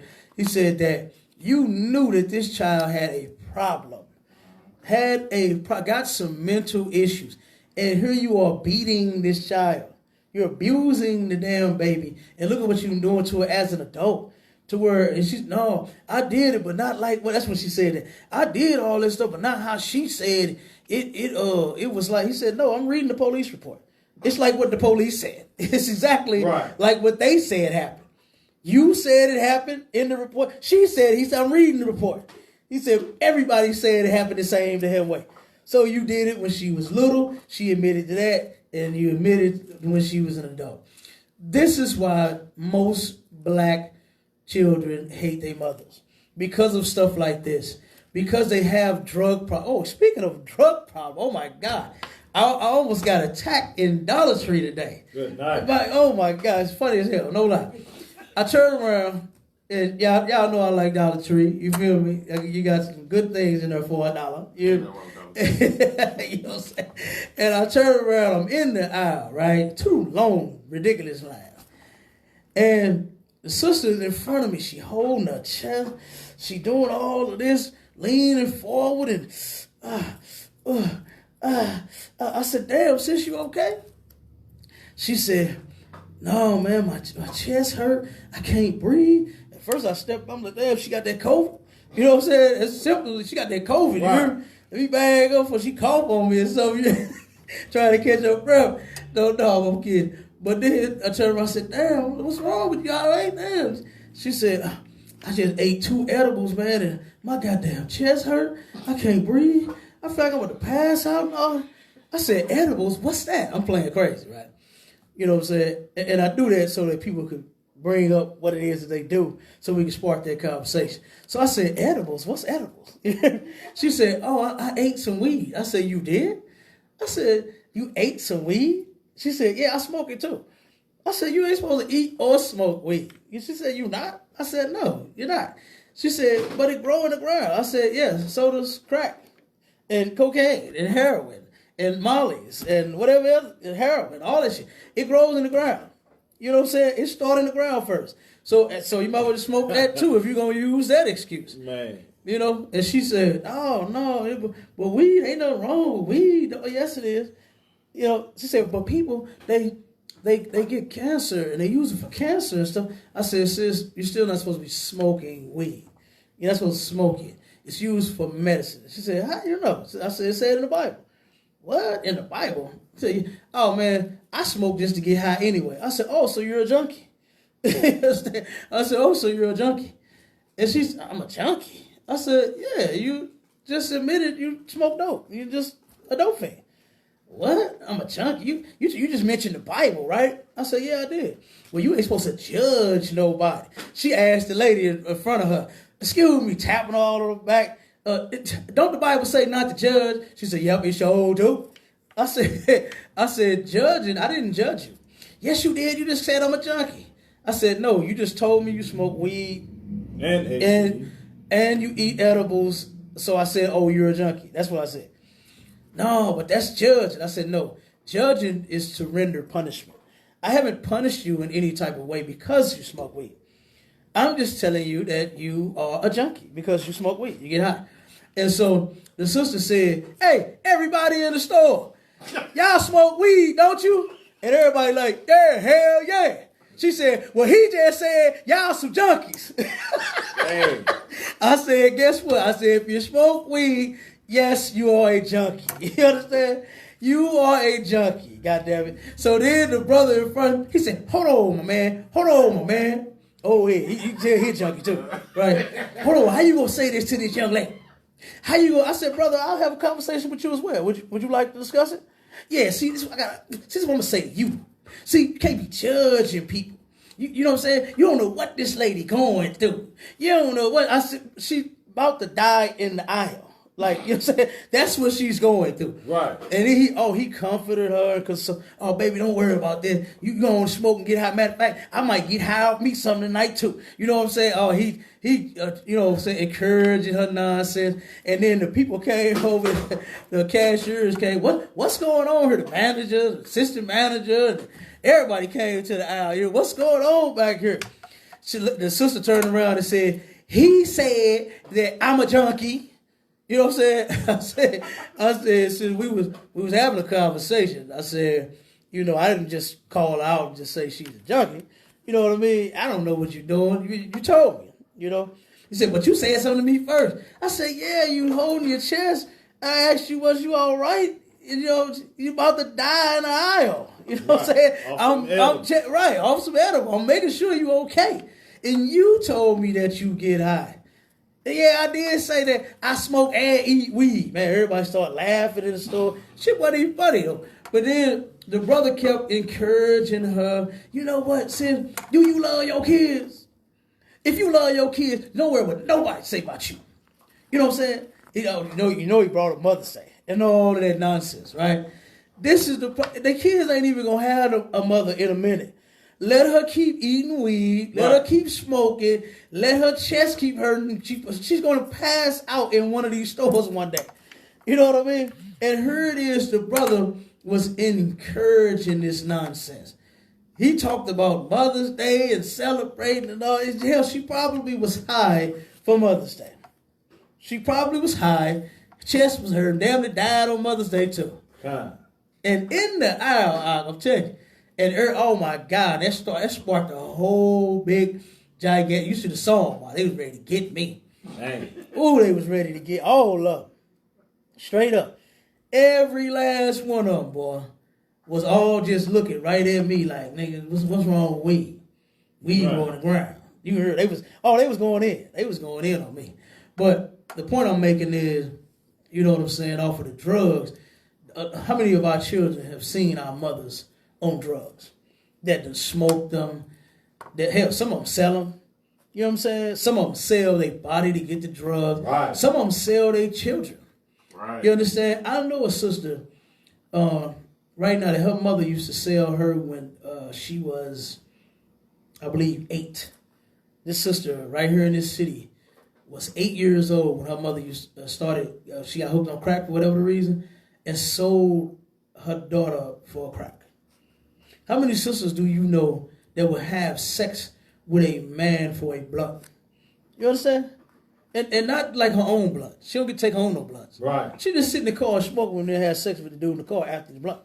You understand? Like, and you got people thinking that these things is not hurting us as a whole. You know? When our mothers, our sisters, our daughters are not supposed to be getting high.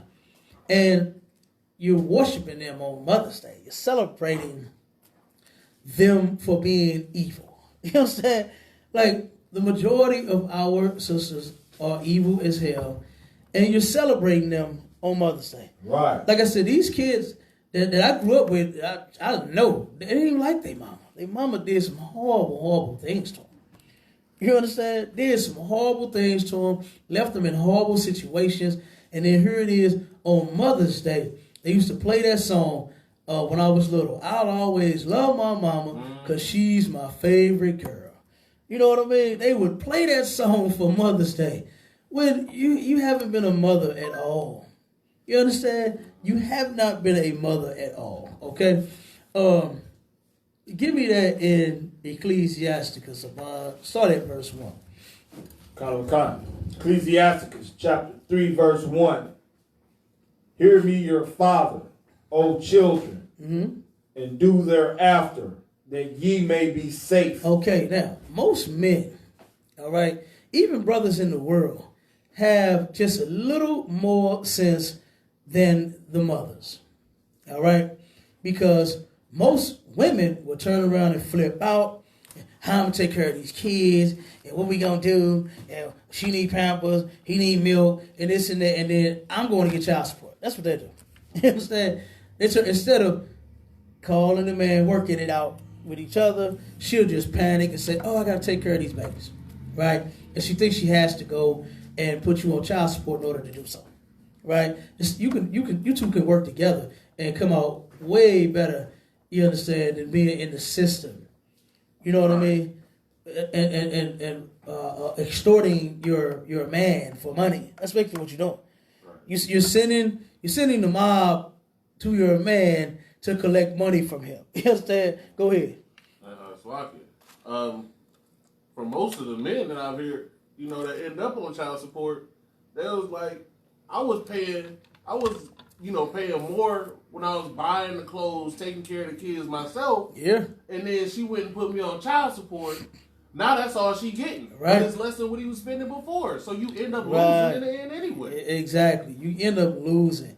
You understand? Okay, you're supposed to stay together as a family. You in the world. You didn't know it. Okay. You understand? But guess what? At least do what's right for your children. That's what you claim it's about. Right? It's all about these babies. I heard this so much, man.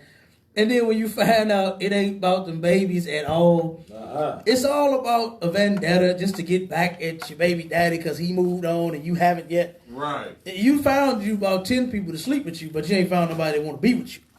Yeah, but you mad at him because he got a new woman, he had a new baby, and he's moving on without you. You understand? Because you're horrible any goddamn way. All right? But the scripture says, and hear me, your father, O children, and do thereafter that you may be saved. Okay, check this out. Women do for their children according to how they feel and their emotions. They don't sit and rationale and say, you know what? No, I don't think that's right. No, we ain't gonna do that. You know what I'm saying? If they feel like, oh, it's Mother's Day, I need a gift. They gonna force that gift on their kid. They gonna say, oh, I'm the one that raised you. I'm the one that did this. I'm the one that did that for you. Just torturing the baby. Like, you're supposed to buy them clothes. Where else the hell they gonna get it from? They ain't got no job. Right. And you know, that was the silliest thing that I'd heard.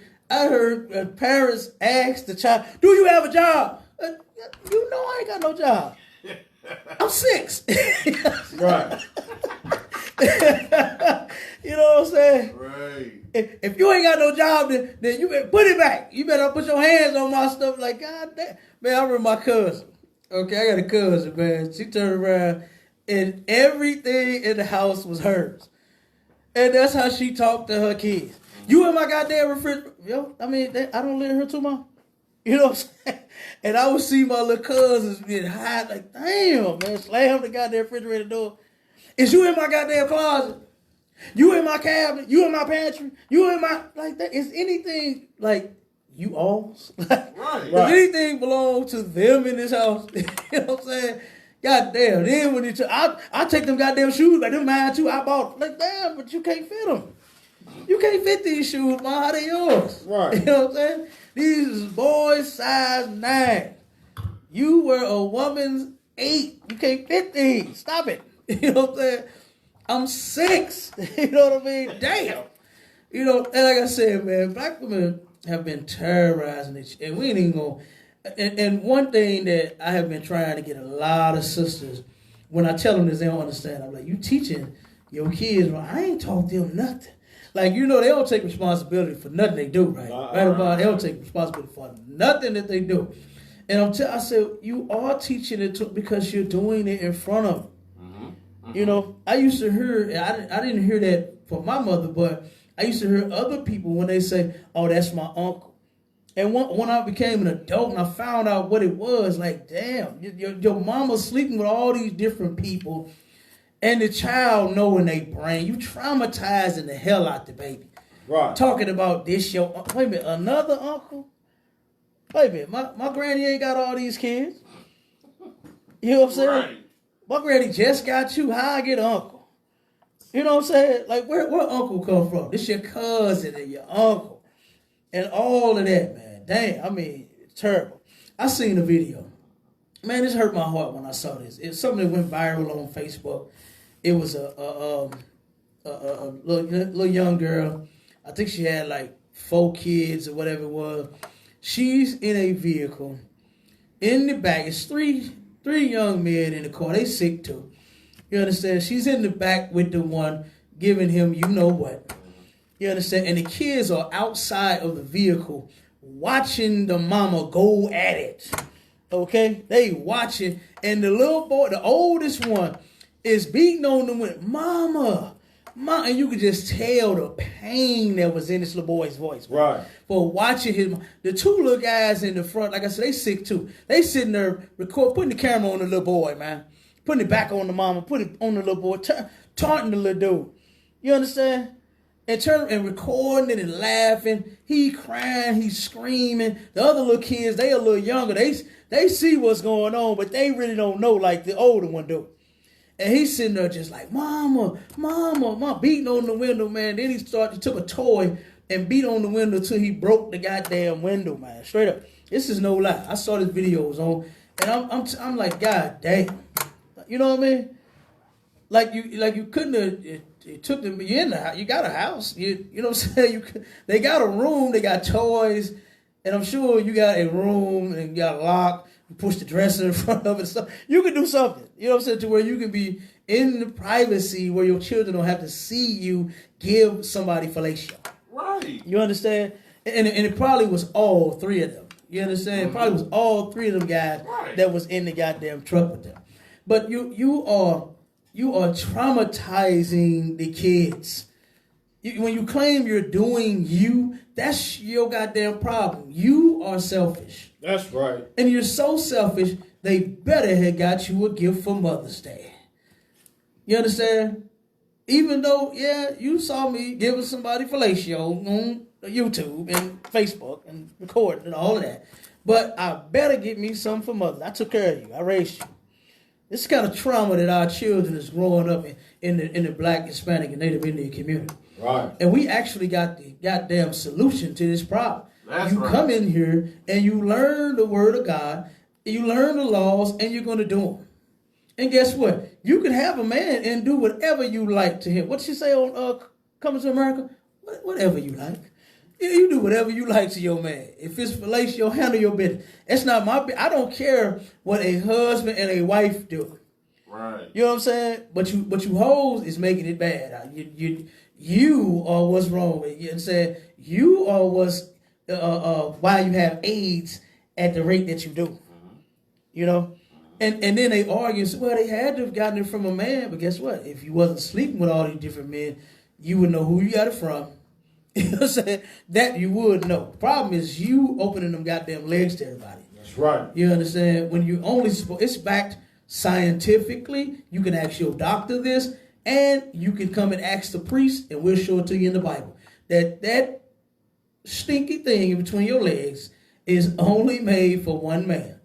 And the reason it's stinky is because you've been with so many goddamn men. Right. If you turn around and don't sleep around, that thing will smell good. That man will want it forever. You understand? And you'll be all right. You'll be in shape. It'll be intact. It won't smell bad or none of that. You understand? You won't have all of these different psychological issues that you have going on from sleeping with all these different men. You understand? You won't have that problem. But guess what? But you love Mother's Day so bad. The kids don't even know who their daddy is. And you get a Mother's Day gift? you know that about? Right. Do you know how many Maury Povich and paternity court rejects celebrated Mother's Day? All because you had the child. You know, some of the people came like back to the show and they said, well, I don't even know who the father is. I ain't found him, but I'm taking care of my child. Instead of having all that pride, drop it and say, I need some help. I shouldn't have did what I did. You know what I'm saying? I should not have slept around. This is hard.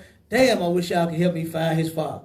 But no, the hoe come in there with a lot of pride. And say, oh, I'm the daddy. I'm the mama. And then you know what the crowd do?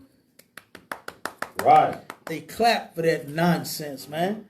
Go ahead, Doc. That's that women's empowerment. That's what you goddamn right. Women's empowerment. And the only women that get empowered on the planet is the black woman. Right. You don't see them empowering the African woman that way. One second. I turned around and when we went to Chicago, right? You don't see them empowering no other woman that way. Right. I got I'm gonna tell these two, and then no, go ahead with you, because I got two of them to tell. Go ahead. I was gonna say they only empower them to be a hoe. They only empower you. Damn right. That's what I'm finna get to. Turn around and we went to Chicago for camp, right?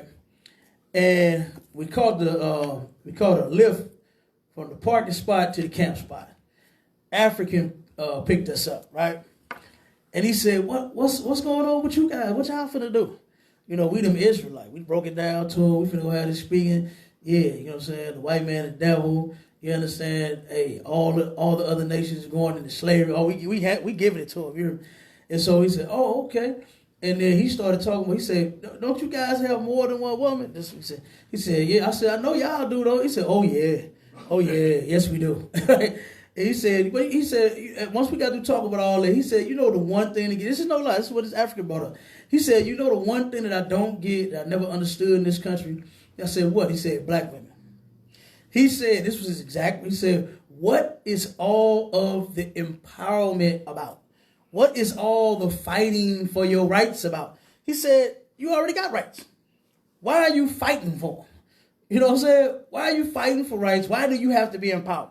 He said, we don't do that in Africa. We don't have that problem in Africa. You know what I'm saying? And they don't. You know what I'm saying? Them African men, they hate them African women. Oh, they hate them little stinky African women. Right. But guess what? Them women don't turn on their man. You don't see Africans at child support court, do you? Right. You know what I'm saying? Do you see any African on child support? No, you do not. You understand? They don't go through that. They don't put their man on child. I seen a post where some sisters was going against some brothers, and I don't know what it was about. I can't remember what it was about, but the black woman was going in on this post, and an African woman jumped in there and said, "Don't do the man like that. We don't do our men like we need our men, regardless of what he did. Just work that out with your man." That's what the African woman said. Mm-hmm. You understand? While they talking all that good nonsense that's got them getting ran through, and a nigga after nigga after nigga, and baby daddy, you got 5 of them already. You know what I'm saying? All that nonsense. The African woman got on there and said, don't go up against your man like that. You understand? I said, God damn, here we are, your brother teaching it to you and telling you this, and you don't want to hear that from us. But then the African woman got to get on, and I'm pretty sure they listen. Right. I'm pretty sure they said, you know what, you're right. I shouldn't do that. You understand? But then when you got your brother telling you, don't do your man that way, oh no, he better treat me right. You know what I'm saying? You got something to say, all right? Something evil to say. It's because of this nonsense, man, because we turn around and we worship the women. Read verse 2, Avon. Kind. Verse 2. For the Lord hath given the father honor over the children. The Lord hath given the father honor over the children. Why you think the white man in slavery worked so hard to get the man out of the house? Because guess what? What's the name of that study they did in Africa with them elephants? I like using that. They turned around and they did a study on some Africans. They took not the Africans, but the elephants in Africa. And they took all of the male elephants out of each, habitation, right? And for 30 days, they left the women and the children there alone. And they said it was nothing but chaos, right? Them elephants, the women and the children was going nuts, right? And she said once they put the males, the fathers back in the habitations, peace and order was restored again. You understand? Order was restored. Even the animals know that you need your father and your mother. But here it is, we are a whole, what we like to say about, I'm grown. We grown. You a whole grown ass goddamn woman and don't realize that you shouldn't be celebrating Mother's Day and that you should not be trying to raise your children by yourself. It didn't take yourself to make them by yourself. You understand? So what the hell make you think you're going to take care of them by yourself? That's ridiculous. Right. You know what I mean? That is ridiculous. Read a little more and I'm going to break down this story in a second. So the Lord hath given the father honor over the children. All right, keep going. And have confirmed the authority of the mother over the son. So guess what? When daddy's not around, what mama say? All right, when your daddy get back, I'm gonna tell him. He'll say, hey, your daddy gonna deal with you. Whoop your ass. You better sit down. You better get off the game. You better take your trash out. You better wash the dish. You better do what your mama tell you. And then what daddy do? Daddy get that report from mama. Oh, come here, son. Let me talk to you. Did your mama tell you to do something you didn't do? You know what I'm saying? I guess the children need that. That's right. But you so concerned on what you need to where the children are missing what they need. They need both parents. And in most cases, and this is statistically proven, that over 80% of the people of ours, black people, that get married, end up getting divorced, and it's the mother that initiates it. For whatever reason she's done, she leaves the man. Over 80%. And you can look these facts up. You got a low 20%. Brothers leave their women. They do. And they wrong for that. They not supposed to, unless she cheats. You understand? But women, once they not happy, oh my God, that's the first one that they, if I'm not happy, oh my God, that just sounds disgusting. Want to say, I know your man ain't happy. I know he's not happy. You know what I'm saying? But that the only somebody's happiness that gets considered in a black, Hispanic, and Native Indian home is the goddamn black woman. Right. You understand? And we force that shit down on our kids to where we only worried about our mothers. We ain't even worried about our fathers. The father got ran out the house a long time ago. He got put out. He got all kinds of mess. My rib told me today the neighbors was arguing. You understand? And I told her, I said, probably because of her cheating. She, boy, you always think women always cheat. And she said, but what he said was, you been gone all week. Got me watching the kids. You dressing like a hoe. You messing around. You doing it. I see exactly. The brother's complaint was that she was cheating on him.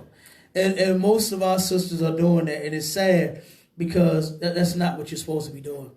You understand? Who you are. You are a mother.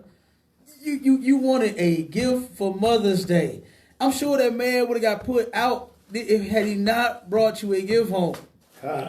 You understand me, boy?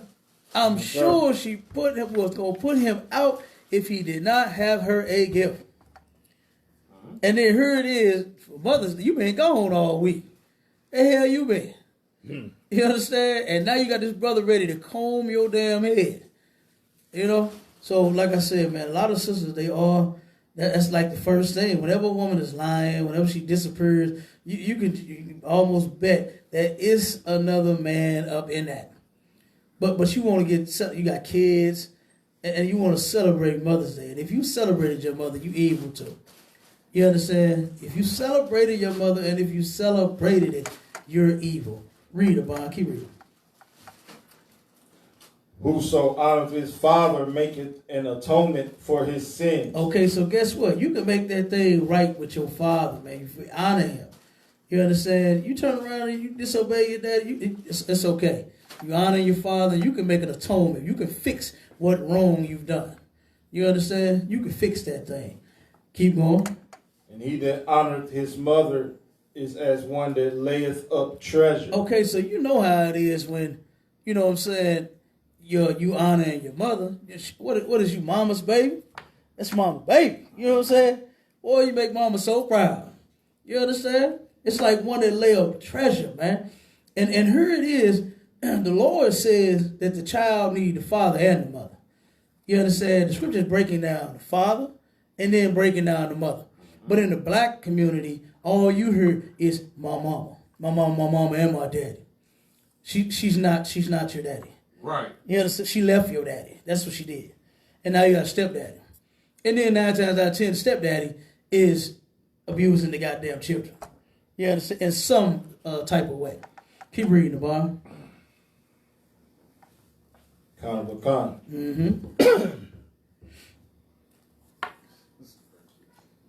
Verse 5. Verse 4. And he that honoreth. That's fine. You're right. Verse 5. Whoso honoreth his father shall have joy of his own children. So you understand that you gonna have, if you honor, guess what? You gonna teach your children how to honor you. Right. You understand? It's a never ending cycle. You understand? My mama used to say, boy, that's okay. You gonna find out one day when your ass have kids. Mm-hmm. You gonna understand what I'm saying. Right. You gonna understand why I was beating your ass. No, mama, you was abusing me. You was whooping me with extension cords. That ain't, I don't understand that. Beating me with 2x4s. You understand? Right. I don't understand that. You understand? Right. But if you turn around and honor your father, you're gonna have joy of your own children. You understand? You're going to turn around and raise your kids the same way, and they're going to bring you that same joy that you brought your father. All right? Keep reading. And when he maketh his prayer, he shall be heard. Okay, so you get that. Keep going. He that honoreth his father shall have a long life. You're going to have a long life if you honor your father, man. You understand? Simple as that. And honor your father means when he get old, man, don't turn around and not take care of them. It's your turn to take. When you was, just think about when you was in your diapers, now they in their diapers. Right. And now it's time for you to take care of them. Okay? Go ahead, Bond. Keep reading. And he that is obedient unto the Lord shall be a comfort to his It's mother. going to be a comfort to your mother. Boy, I remember I was a whole bunch of discomfort to my mom. Especially when I used to call her from jail, locked up. She was like, God damn it, boy, what the hell you done did now? You understand? Right, that's all right. I ain't got no money. Stay your ass in. You know what I'm saying? That's how my mama was. You know what I'm saying? But you turn around, you honor your mother, man, you gonna bring her comfort. All right? Keep going. He that feareth the Lord will honor his father, and will do service unto his parents as to his master. So, like I said, you're going to do service to them, man. When they get older and need you to get their grass cut, come take the trash out for them. You know what I'm saying? Come help get them out the bed. Or what? You're going to take care of them. It's going to be that time. You understand? And then it's like doing service to the master. Like people that you work for. You're going to work for your parents. You understand? Right. Go ahead, Abon. Honor thy father and mother both in word and deed. So you get that. Honor your father and mother. They ain't leaving out the father. You understand? God said your children need them both. Why you talking about all you need is your kids? God said your kids need the father and the mother. All right? And God is against Father's Day and Mother's Day. Let's be clear about that. That's right. Keep going. That a blessing may come upon thee from them. So guess what? You want your parents, that's what that old school car daddy got in the garage. You want him to say, son, here go the keys, man. Take that thing. They might turn around and be saving some money. You need something? So I got you. Here, I'm saving this, holding it for you. For all you done did for daddy and mama, take this, son. You want them to bless you. I ain't just saying do it for no money. You get the point, though. Right. But you take care of your parents, they're going to take care of you. They're going to look out for you. Keep reading. For the blessing of the father established the houses of children. The blessing of the father establishes the houses of children. This is real important, man. Because God said your children need their father. All right? And here you are being praised and worshiped and getting flowers. Do you know how many stores sold out of everything for Mother's Day? In the quarantine. Okay? In the quarantine, Walmart was packed. They shut the money center down. They shut the money center down. You couldn't even send mama no money. They were sending too much money. They shut the money center down. Okay? They bought all of the cards off shelves for Mother's Day. All of the balloons out of Dollar Tree for Mother's Day. Ain't no more balloons in Dollar Tree. No more balloons in no Dollar Tree. Okay? All of the candy that they could think of. Oh my God. Whatever they bought their mama, they turned around and bought it, and it's gone. God said that your children need a father, and the blessings of the father will establish the house. Okay? That man is there to bring order. All right? And that house will be established. Your children need to see a masculine man. That's right. You understand? And that's all it is up in the UPK. Every nigga in here hard. I'm sorry. You understand? But guess what? They love their children, and they are establishing their houses. Damn right. Okay? But, Ricky Reed. But the curse of the mother rooteth out foundations. The curse of the mother rooteth out foundations.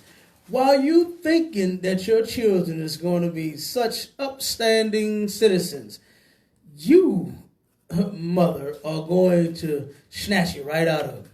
It's like what you do when you cut down a tree to a stump, and then they uproot. The roots still be growing. The tree is a stump, but the root grow all the way across the goddamn street in the next yard if it feel like it. But the curse of the mother uproots that goddamn. You know how they take the root, take the whole damn stump and flip it up out the ground and over? That's when you killed it. That's when you killed it at the root. The curse of the mother, she uprooted the goddamn the roots out of that goddamn tree to where, guess what? It's gonna stop growing. Your children, they're gonna be bad as hell. They're not gonna listen to you. You tell them to listen to you, they're not gonna listen to you. Look at how you raising them. You understand? You're raising them horribly, man. You understand? I seen the sister today. The little guy had to been 3, and she was walking him, And she turned around and yanked him and stopped, took her goddamn shoe off right there. Little boy, I'll beat your motherfucking ass, did that. I'm like, he's 3. What did he do so bad? He's 3, and you got him in your hand like that. He right there with you. And he's 3, he's a kid. And she's going off, cussing him out about the killing. He 3. You know, and that's the curse of the mother. You understand? That sister probably has been abused in her life and gone through everything in the world, and she don't know what to do. She don't know. Black women should not be raising children by themselves. Right. They just cannot do it. You understand? You just don't have everything that the child needs so that they'll grow right. Like I saw a case where each and every case where the adult children come in and for paternity court, stuff like that. And they all start crying and talk about how they had it so hard as a child, not having a father. And when does it snap in these black women's heads and say, you know what? Maybe the kids do need their father. Right. Maybe they do. Maybe they don't just need me. You understand? Like, watch some of them shows. They sit right there with their mama. And they be talking about how hard it was growing up as a child because my mama was doing it by herself. And then I saw other kids with their daddy. And then I felt like nobody loved me. And I felt like my daddy hated me and all this and all. And then they come out there and find out, well, it was your mama. Your mama turned around and she was like that when she was young. And, me and my partners hit her and... she turned around and told me you belong to somebody else or whatever the case may be. Right. It's all of that. It's all of that, man.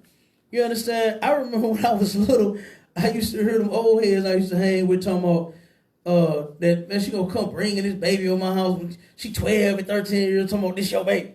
I used to hear that when I was a kid. I'm like, what? Who did that? You know what I mean? Why they do that? Where they do that at? Obviously down the street. You understand? Because that's where it happened at. Okay?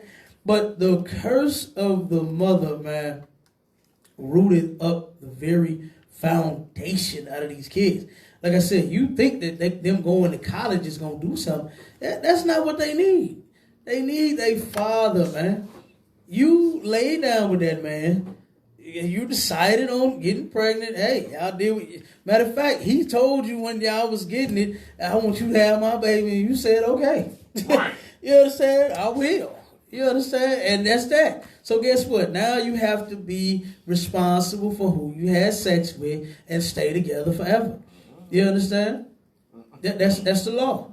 You can't turn around and break up because I'm unhappy. Like that. What is that? What does that even mean? I'm unhappy. Like, I'm not happy every goddamn day. Right. You understand? Like, damn, when I go on these contracts, I ain't just happy because I'm there. You understand? I'm not happy to go to work. Shit, I wish I was at home. You understand? Wish I was quarantined. Goddamn it, send me home and pay me for a month.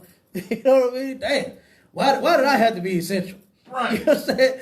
Why I had to be essential, man? Send me home, goddamn. Pay me some unemployment. Give me $900 a week. Right. Because that's what they get. I might try to do something to get fired. No, get some of that unemployment money. No, but for real, man, celebrating Mother's Day is extremely evil. Okay? It's the worship of women, and our women ought to be worshipped. You understand?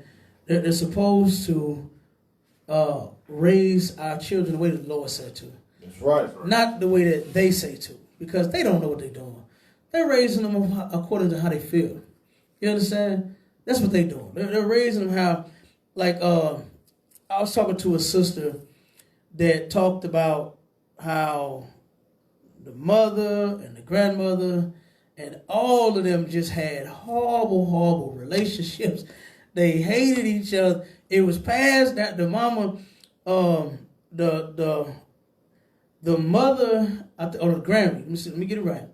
I think the grandmother's husband molested the daughter. The daughter hated the mama because the granny knew and didn't do nothing. The mother ended up, I think her man molested her daughter. the mother knew and didn't do nothing about it. And this time the mother actually blamed the daughter. She said that the mother blamed her for it. Got mad at her because her man forced himself on her as a child. You understand?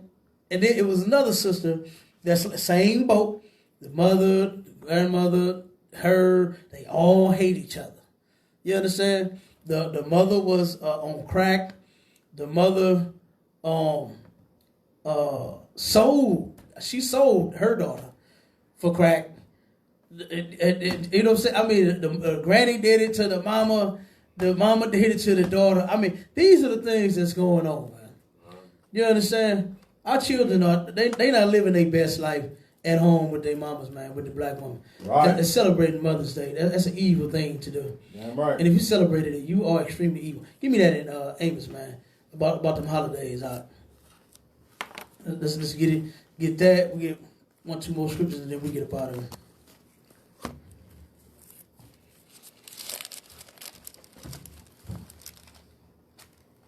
What's that? Amos 5 and what? 20, 21.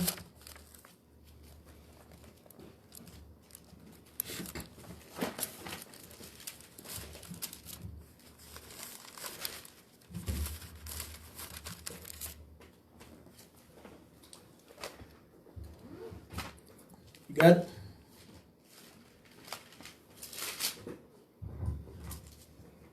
Khan.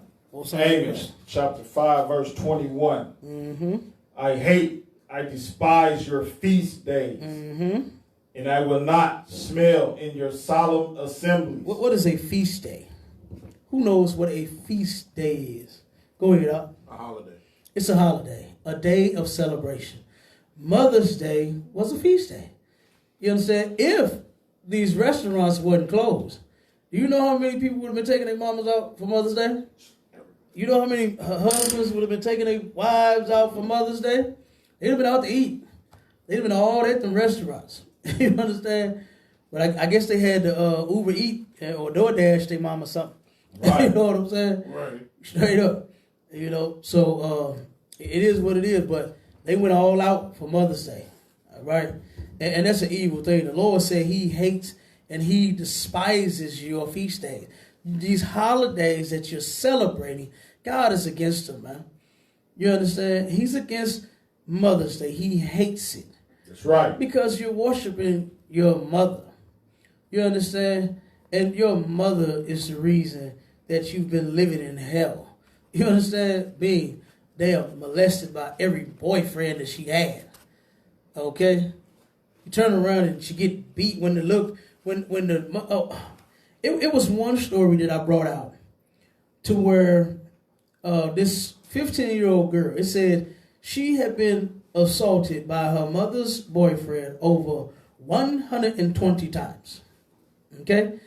And it was in police records that this little girl, all right, had told her mother. And do you know what the mother said? Mother asked, what did you do? What did you do? Did you come on to him? That's what the mother said. And then the police when they interviewed, they said she laughed. The mother thought that it was funny. This is what our children have been going through by being raised by their mothers alone. And then they turn around and be lesbian. You understand? The boys be gay. They get molested behind the mothers. Once these goddamn predators find out that there's no man around, everything goes. You understand? Everything goes, and it's usually on your children while you either sleep or at work. While you either sleep or at work, it was another sister. This went viral on Facebook. This sister recorded her telling her mother, okay, and the mother, you could tell the mother, I'm sure she had a body like no other, right? And I'm pretty sure that the daughter was, because that's how it go. The mother, she's young and she bad and she get a man and she get married and have a bunch of children. You understand? And then when she have a daughter, the daughter's supposed to take her place. So this young girl was feeling, I'm pretty sure she, is our daughters, they gonna grow up and take the place of their mother. You understand? But she's still a child. I don't give a damn what she look like. I don't give a damn what she think like. She's a child. And she went to her mother and said, Mama, he did it again. And the mother's sitting there cleaning, ignoring the little girl. And did it again. I mean, she told you before. Right. And she steady cleaning in the kitchen. And she said, Mama, he did it again. He came in my room again, was touching me. And she turned around and said the same exact thing. What did you do? What did you do to him? What did you say to him? Like, she said, girl, you trying to take my man. I said, what? This child is telling you that your man. She was like, what do you mean? I was in my room sleep, and this man woke me up touching on me. And the mother went off on the daughter. And the little girl that said, I'm about to get out of here. I'm about to call the police. She said, yeah, get the hell up out of my house. That's what she told. This a video. You can find it on, I'm pretty sure it's still up. You understand? That's the curse of the mother, man. That's right. You understand? When here it is, you supposed to be protecting that little girl. Mm-hmm. You understand? You ain't even go ask. You ain't even invested. The girl told you once, probably told you twice, probably told you all the 50 times it didn't happen. And they know that, guess what? You ain't going to do nothing about it. I saw another one, and after this one, we going to roll. It was another video. Somebody, I don't know who the hell this is, recording it. They supposed to call him an act. She supposed to came home, caught him molesting her daughter. I forgot how old this little girl was. Somebody is sitting there recording. Somebody recording, and she going all off, screaming and hollering and this and that and blah, blah, blah. And then she hit him a couple times. He'll be back. He'll be back. He'll be back in the house later that week, and he'll be having sex with the mama and molest the little girl again. Because I'm sure she didn't call the police.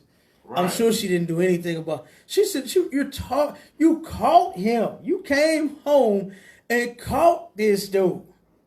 That's what she said. She caught like with your own eyes, and I can't see how you didn't just see blood all over this man.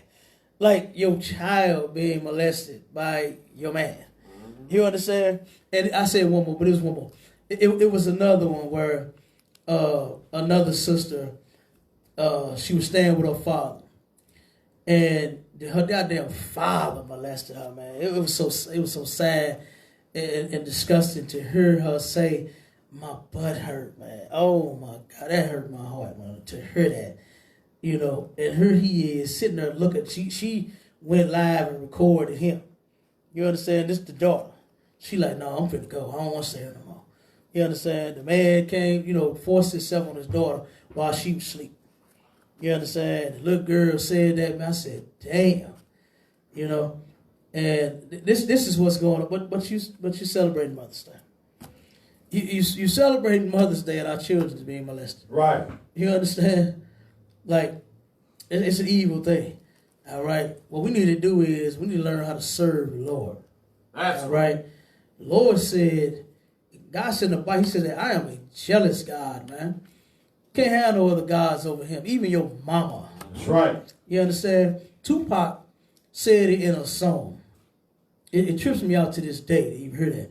He said, even though you were a crack fiend, mama, you always was a black queen, mama.